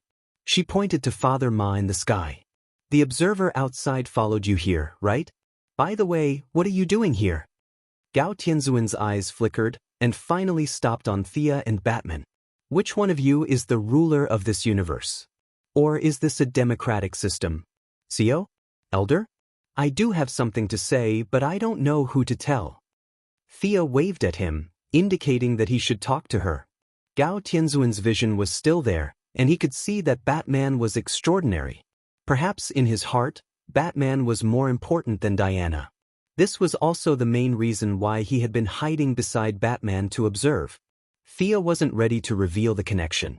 Batman was also stunned. He didn't have as much foresight as Thea, but he was good at observation and thinking. This strange person actually compared him to Thea. It definitely wasn't because of his 127 sets of martial arts. "A strong person came to my universe. He appeared 3 days ago, and he is an invincible strong person. His name is Kalana." Gao Tianzuan's words shattered the last bit of hope in Thea's heart. The person who caused all this trouble was indeed Kalana. As for how he got to Marvel, it had nothing to do with the Lantern Beast. It was most likely some shocking technological product. Thea frowned deeply. Whether she liked it or not, things were out of her control. This group of people who made technology was too good at causing trouble. Ha! Kalana is on your side, right? Gao Tianzuan clicked his tongue, and a smug expression appeared on his face as if he had finally found the culprit. Thea rubbed her hair, not knowing what to do. Everyone in the Righteous Alliance could see that there was definitely a huge problem here, but the heroes were ignorant and fearless. Batman was still pondering over Gao Tianzuan's words when Superman asked kindly, "What kind of trouble is it? We can definitely solve it if we unite." Diana also held her hand, expressing her encouragement. The young lady looked troubled and depressed. Our universe is in big trouble. The danger this time is far greater than the Dark Knight, and it is also greater than the Anti-Watcher. Barry asked, "Is it the Kalana you were talking about just now? Where's this guy from? An alien, an enemy from a parallel universe, or from the future?" Thea said softly, "Kalana is the former guardian of the Green Lantern Corps." Everyone in the Righteous Alliance showed an expression of, "Oh," as expected. Most of the things that happened recently were related to the Green Lantern Corps. Now, the Justice League was about to become the Green Lantern Corps' Aftermath Committee. The Arab Green Lantern Simon Baz and the first female Green Lantern from Earth, Jessica Cruz, were pretending to be invisible. Hal Jordan, the greatest Green Lantern, suddenly became the focus of attention. He was dumbfounded. What Kalana? He had never heard of him. Chapter 1003. Thea helped Hal explain. Kalana was the previous Guardian, but he died hundreds of millions of years ago. Not many people in the Green Lantern Corps know about this secret. Kalana was the greatest scientist on planet Mardis. I don't know much about his life, but I know that he had a strong desire to explore and was extremely curious about everything. He was the kind of person who wouldn't give up until he found the answer. As soon as she finished speaking, everyone looked at Batman. They also had a guy who liked to get to the bottom of things. Batman pretended not to see the gazes around him and asked, "How did someone who died hundreds of millions of years ago come back to life? Was he resurrected during the darkest night?" Thea shook her head. "It has something to do with the darkest night. From the information I've gathered so far, he had mastered the Book of Death of the Black Lanterns and sealed a part of his life force in the book. When a certain condition was met in the outside world, the Book of Death would return that part of his life force to him, and he would naturally come back to life." She didn't have much of a prophetic advantage when it came to Kalana. This was the conclusion she came to after gathering information from several sources. The only thing that was similar to the original space-time was that Lisa Dracker, the fangirl who swore to follow Kalana to death, was still bewitched by the Book of Death. She was probably the one who found the Book of Death and resurrected Kalana. Not only did Kalana come back to life, but his goal was also so strong. He wanted to find the truth of the universe's creation. "Your universe actually has such a madman, it's unbelievable." Gao Tianzuan, who had been pretending to be invisible, interjected naturally, as if he was very familiar with them. Batman nodded. "Well, a mad scientist who seeks the truth, there are many people like that on Earth. I think I understand, and then? And then there's today's story. This guy stole the 7 lantern beasts, broke through the space barrier, and went to another world. Let me introduce him to you. This old man is a member of the Universal Presbyterian Church, Gao Tianzuan. They are the first highly intelligent race to appear after the Big Bang." Thea introduced Gao Tianzuan. Gao Tianzuan pretended to nod to them, but no one paid him any attention. "What? The lantern beasts are lost? Plasma sharks are lost too?" Hearing this news, Hal Jordan was shocked. Thea looked at him strangely. "What happened to the promised green light leader? Those fellows saw that you were an Earthling and were easier to fool, so they used you as a shield. The rest of the people didn't think much of it. If they lost it, then so be it. What's the big deal? As for this mad scientist going to another universe, we can pay close attention to him. If he needs support, we can also provide it. It doesn't seem to be a very urgent matter." Diana was the one who knew Miss Thea the best. She knew that there must be something else. What danger will the disappearance of the lantern beasts cause to the universe? Thea couldn't tell them that the emotion pool was drying up and the universe was about to explode. Otherwise, she would have to explain the series of arrangements she made on Kyle. If the heroes knew that Kyle was going to sacrifice himself for the universe, they would definitely help. If 7 or 8 of them rushed into the wall of origin, where would she find the life equation? Fortunately, making up lies was a talent of the Quinn family. She said sadly, the lantern beasts represent an emotion in the universe. If they leave for too long, we will lose this emotion forever. Our universe will have no anger, no greed, no fear, no courage, no hope, no pity, and no love. I can't imagine that scene, she said sadly. Thea's lies were very convincing. She was the authority on the spectrum of emotions, and no one could refute her. Several people also wore lantern rings during the dark night. There were 3 in front of the green light, and Batman still had the yellow light ring in his pocket. It was not impossible to accept the materialization of emotions. A bunch of people believed her instantly. They couldn't tolerate it. If there was no anger, greed, or fear, then so be it. However, they couldn't live without hope, courage, and love. Kalana is the strongest enemy we have to deal with at the moment. If you don't want to join the battle, I won't force you, Thea said righteously. As expected, none of the heroes backed down. Strongest? Why do you call him the strongest? He's stronger than Darkseid? Batman asked Thea. In fact, he really wanted to kick Gao Tianzuan out, an outsider, but he kept smiling at him. He didn't want to go too far. After all, it seemed like he was here to ask for help. That's right. He's the strongest because he's doing something very terrifying now. It's something I can't do at the moment. What is it? 2 worlds. Thea pointed at herself and then at Gao Tianzuan. The 2 worlds are getting closer to each other. Kalana is using some method that I don't understand to forcefully merge the 2 worlds with completely different rules. Then what should we do? Superman asked. Thea didn't know what to do. The 2 worlds had completely different rules. If she rushed over, she might not be able to use much of her strength. Moreover, she felt that she probably couldn't defeat Kalana. Although this guy was a technologist, he was already at the top of his game. He had some strange tricks up his sleeve that were impossible to guard against. Besides, who in Marvel could help her? She couldn't ask Asgard's goddess of death, Hela, for help, could she? Everyone in the Righteous Alliance wanted to help. She couldn't ask Gao Tianzuan aside, so she had to make the conversation public. What's the situation on your side? What's your purpose for coming here? She asked Gao Tianzuan. Gao Tianzuan seemed to have suddenly remembered something. He said happily, we made a bet. Each side will choose a warrior to fight. Before he finished, Thea interrupted him. This is fake. He doesn't care about your bet at all. He just wants to see the 2 worlds merge and be destroyed, and peek at the secret of creation. Gao Tianzuan shook his head in disbelief. Thea didn't want to talk to him at first, but she thought that she couldn't do without help in Marvel. If she asked for help, Captain America would most likely support her, but his combat power was debatable. She didn't believe a word of his American spirit. Was there such a thing as spirit in America? How much was it? She turned to Gao Tianzuan and yelled, Idiot!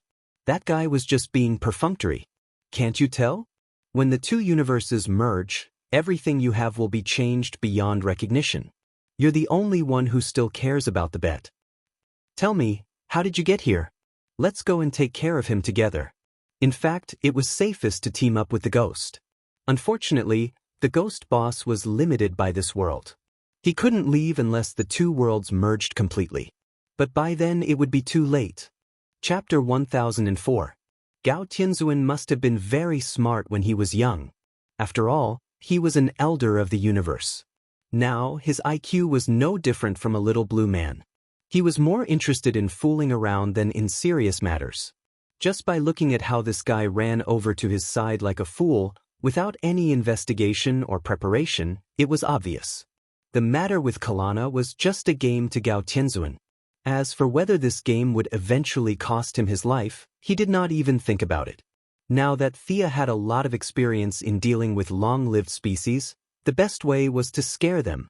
These guys were too strong, their lifespans were too long, and they were usually unbearably slow. However, once something that threatened their lives appeared, they would more or less pull themselves together. I haven't fought for many years, Gao Tianzuan mumbled. Thea was also very troubled. Fate had once again pushed her into the teeth of the storm. If she wanted to be the second sister of death, the equation of life was very important.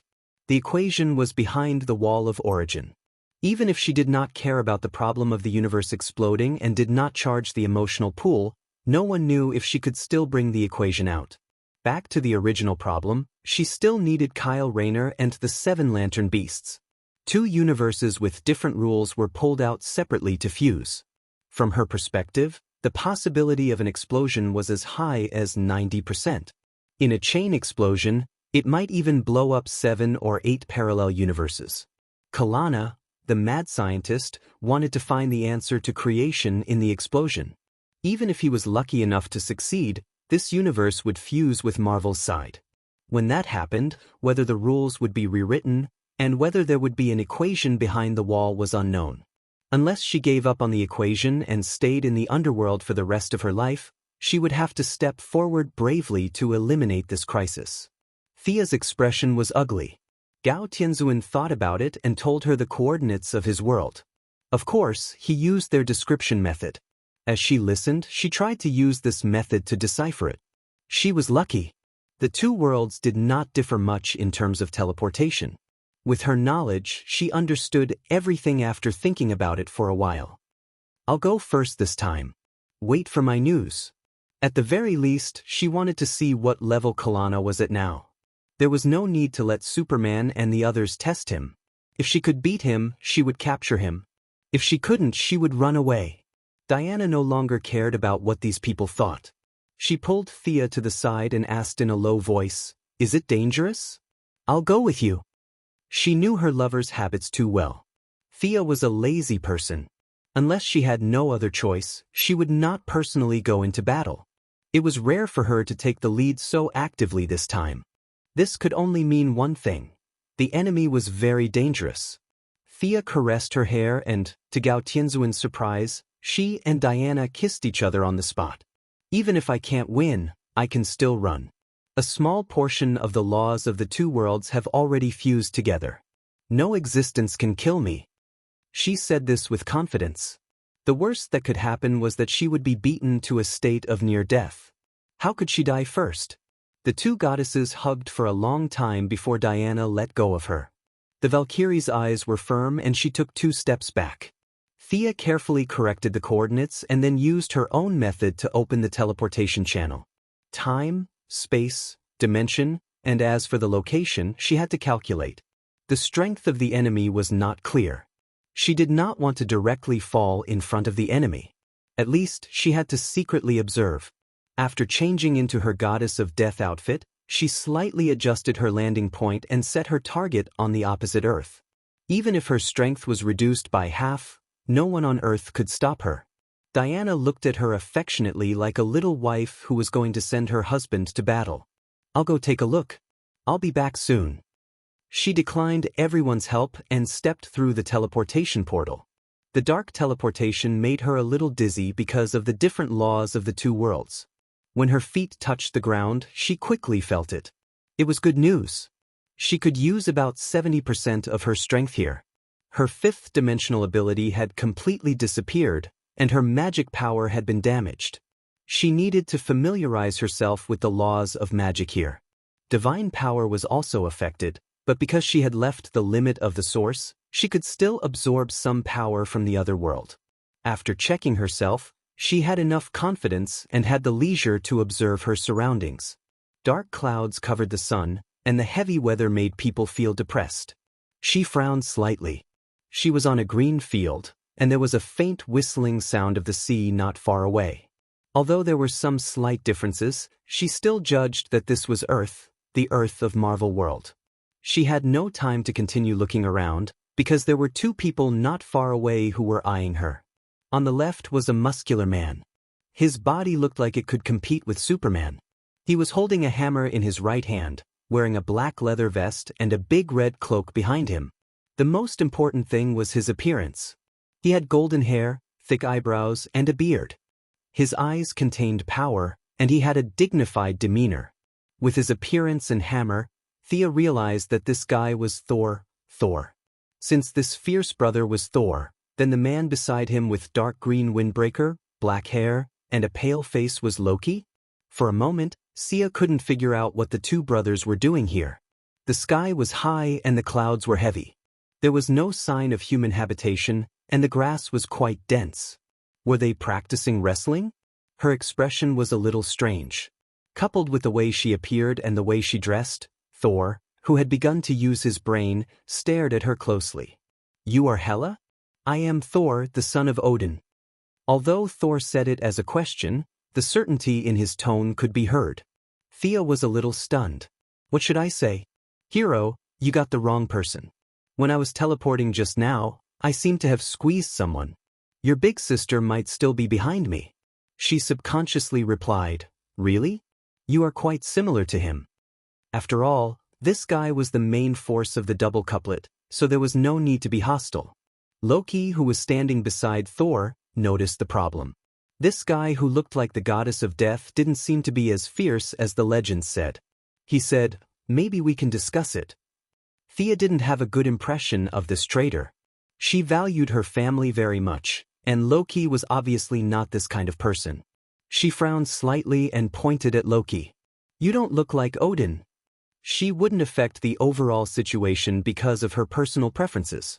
Thinking of her purpose, Thea said in a clear voice, "This universe is about to face a catastrophe.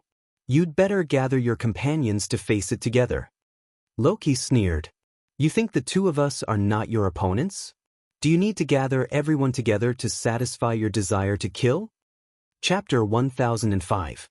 Without the language proficiency from fusing with the Source Queen, Loki spoke quickly and hurriedly. Thea did not hear him clearly. She asked in surprise, "What did you say?" Hearing his brother talk about killing, Thor's habit of not thinking before acting up acted up again. "I will not betray any of my friends, you evil god." Before he finished speaking, he swung his right arm in a half-circle. Mjolnir, the divine weapon war hammer made from the core of a planet, was thrown out with a whoosh. "Damn. Can't we talk nicely? Throwing out a hammer without saying anything, what kind of bad habit is that?" She felt that he was a little different from the impulsive Thor in her impression, but now it seemed that he was still the same. Sia sighed. Her power had declined a little in this world, especially her position of god of death, which was greatly suppressed here. Unsurprisingly, the death of the 5 great gods of creation had taken over the source of her power. She could not extract much death divine power, but because she obtained the emotion divine seat, which was something that all life had, her power was barely maintained at 70%. She reached out with her right hand and grabbed Thor's hammer with 5 slender fingers. Thor gritted his teeth and used all his strength to try to get the hammer out of her right hand. However, his strength seemed to have been thrown into the void. The hammer was still firmly in Thea's hand. As they fought, the ground began to shake slightly. Thea wanted to throw the hammer back to him, but the hammer kept shaking. Thor was also controlling it. If she let go now, she would hurt herself. Both sides were in a stalemate. "Your timeline is wrong. Come back quickly." A valiant woman's voice echoed in their ears. Thor and Loki could not tell who it was. Thea frowned slightly. It was Diana's voice. Their love extended through the spectrum of emotions, breaking through the distance of time and space. That shouldn't be. She began to think about which step went wrong. Logically speaking, with her level of attainment, it was impossible for her to make a mistake. "Come back quickly." Gao Tianzuan's concept of time is a bit vague. "You're 2 years too early," Diana said angrily. She almost pulled her back with a lasso. Thea was furious. Gao Tianzuan, this idiot with no concept of time, caused him to come early? Being in another world, the characteristics of the divine power of emotions was similar to that of the tides. It fluctuated between high and low, and it was extremely unstable. Her control over her body had reached the lowest level in history. In her excitement, her fingers unknowingly increased the strength. Kachat, kachat. An ear-piercing cracking sound was heard. Only then did she see that the hammer in her hand was already covered with web-like cracks. Before she could think of a way to fix it, she saw that the star core was finally unable to bear the burden and was violently crushed. The rest of the star core also broke into pieces like garbage. Thor, Loki, and Thea were all dumbfounded. I really didn't use any strength. She really wanted to explain, but looking at Thor's expression, she felt that it was better not to.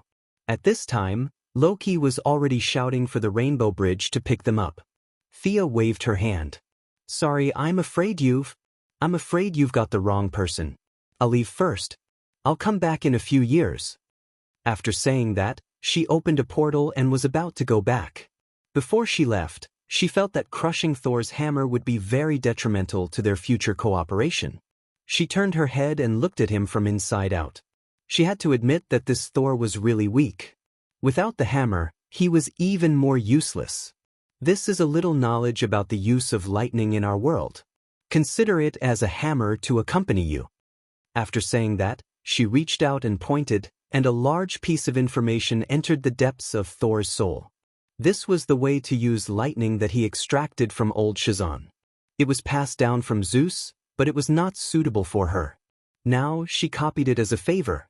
After sending the information, she did not wait for the two to speak and directly entered the portal. Vaguely, she seemed to have bumped into someone. The other party was also dressed in black. Judging from the body shape, it seemed to be a woman. The portal was very short. After brushing past the woman and a violent tremor, they finally returned to their original world. Are you okay? Diana asked nervously. The Valkyrie had already realized that the other side was a completely different world. It was completely different from their parallel universe. Thea took a deep breath. The original world was still the most comfortable. She looked at Gao Tianzuan in annoyance. What's going on? Small mistake, small mistake. My life is too long. I've seen the rise and fall of the entire universe, the glory and fall of empires. Thea waved her hand and interrupted Gao Tianzuan's boasting. She adjusted the time again. This time, she did not plan to go over by herself. If Superman had followed her just now, he would not have been able to beat her up. Of course, this beat was for Thor and his brother. For her, this level was not considered a battle. Superman's image and temperament were without a doubt. He was simply a moral role model among superheroes. No one would say that he was a bad person when they saw him. She knew her own family's situation. Her appearance now was a little far from being righteous. Diana strongly requested to go with her. Batman also looked like he wanted to go. The Flash and the others also wanted to go, but Thea stopped them. I'm afraid there's no power of speed there. Our Earth still needs your protection. The same goes for the green light. After rejecting their help, Thea, Diana, Superman, Batman, and Gao Tianzuan stood in front of the portal. This time, they must bring this sly old man. Even if the time was wrong, they could adjust it there. Running back and forth between the two worlds was very uncomfortable for her. Moreover, when Gao Tianzuan left, the observer would also return. This time, she didn't use the power of death to open the portal. The thing was dark and didn't look like justice at all. What's more, she was suppressed by Marvel's death. This time, she used the power of emotion. It was colorful and dazzling and it seemed to work well. Stepping through the portal, except for Gao Tianzuan who was relieved to return to his own world, the others, including Thea, had to readjust. Batman was an ordinary person. Any world had no effect on him. At this time, he was looking at the surrounding environment. Superman stretched his body and looked up at the sun. He found that it was no different from the other world. He was also relieved. The only trouble was Diana. Thea helped to calm the restless power in her body. After 10 minutes, it stabilized. Is there no courage in this world? Diana's courage power was sealed by Thea, but she could use perseverance and protection. Maybe the rules of the emotional spectrum are different.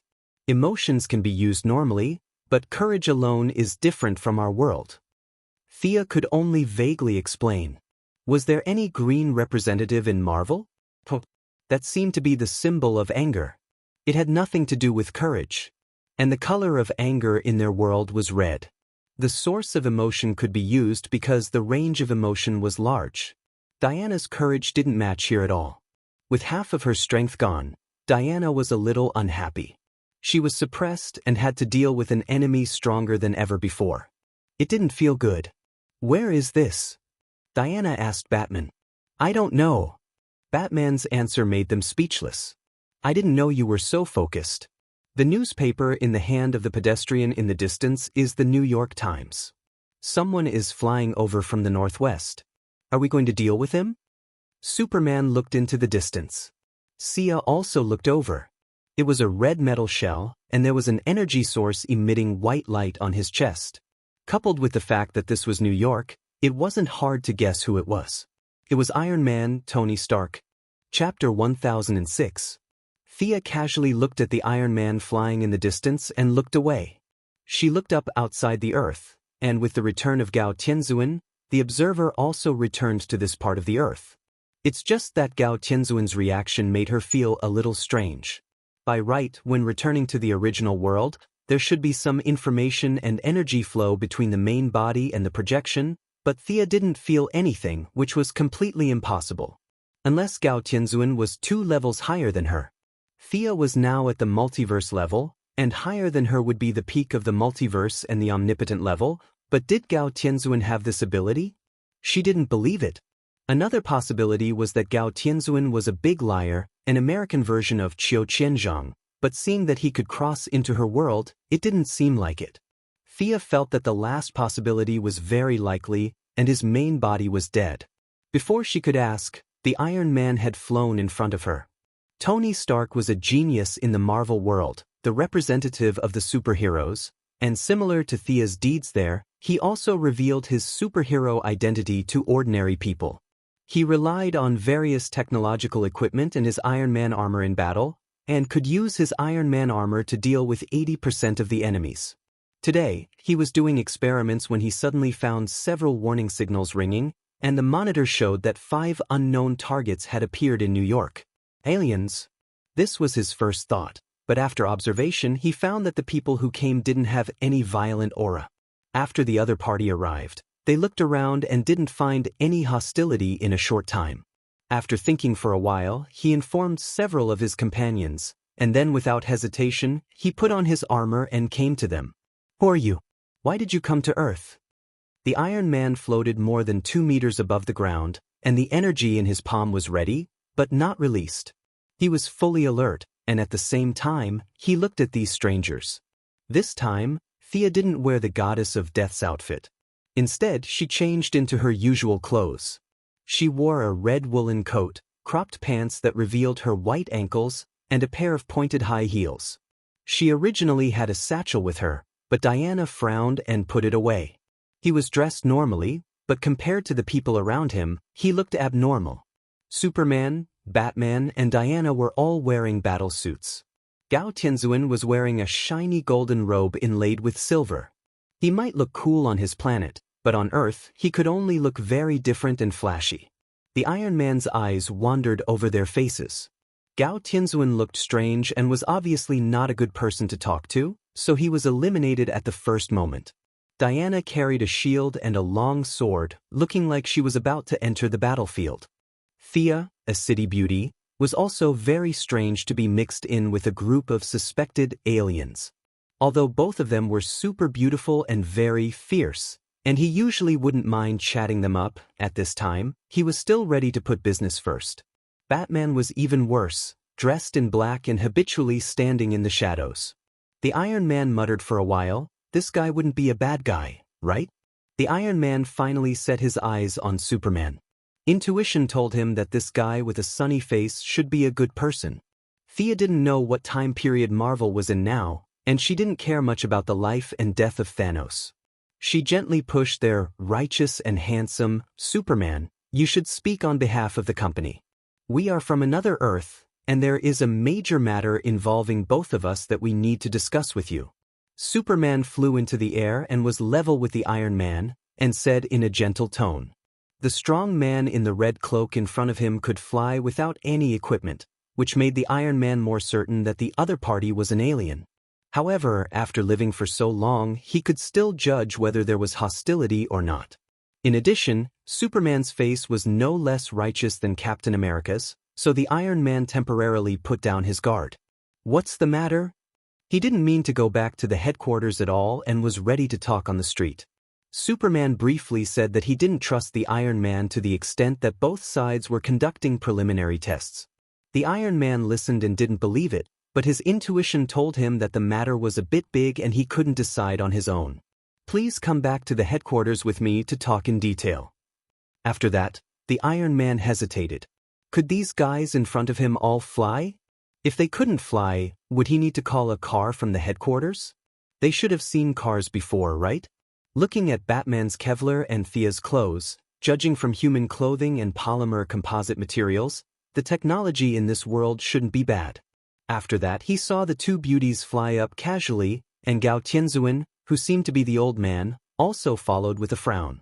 The three of them flew as casually as breathing and drinking water, and the dark Batman also wore a ring and followed behind with yellow light.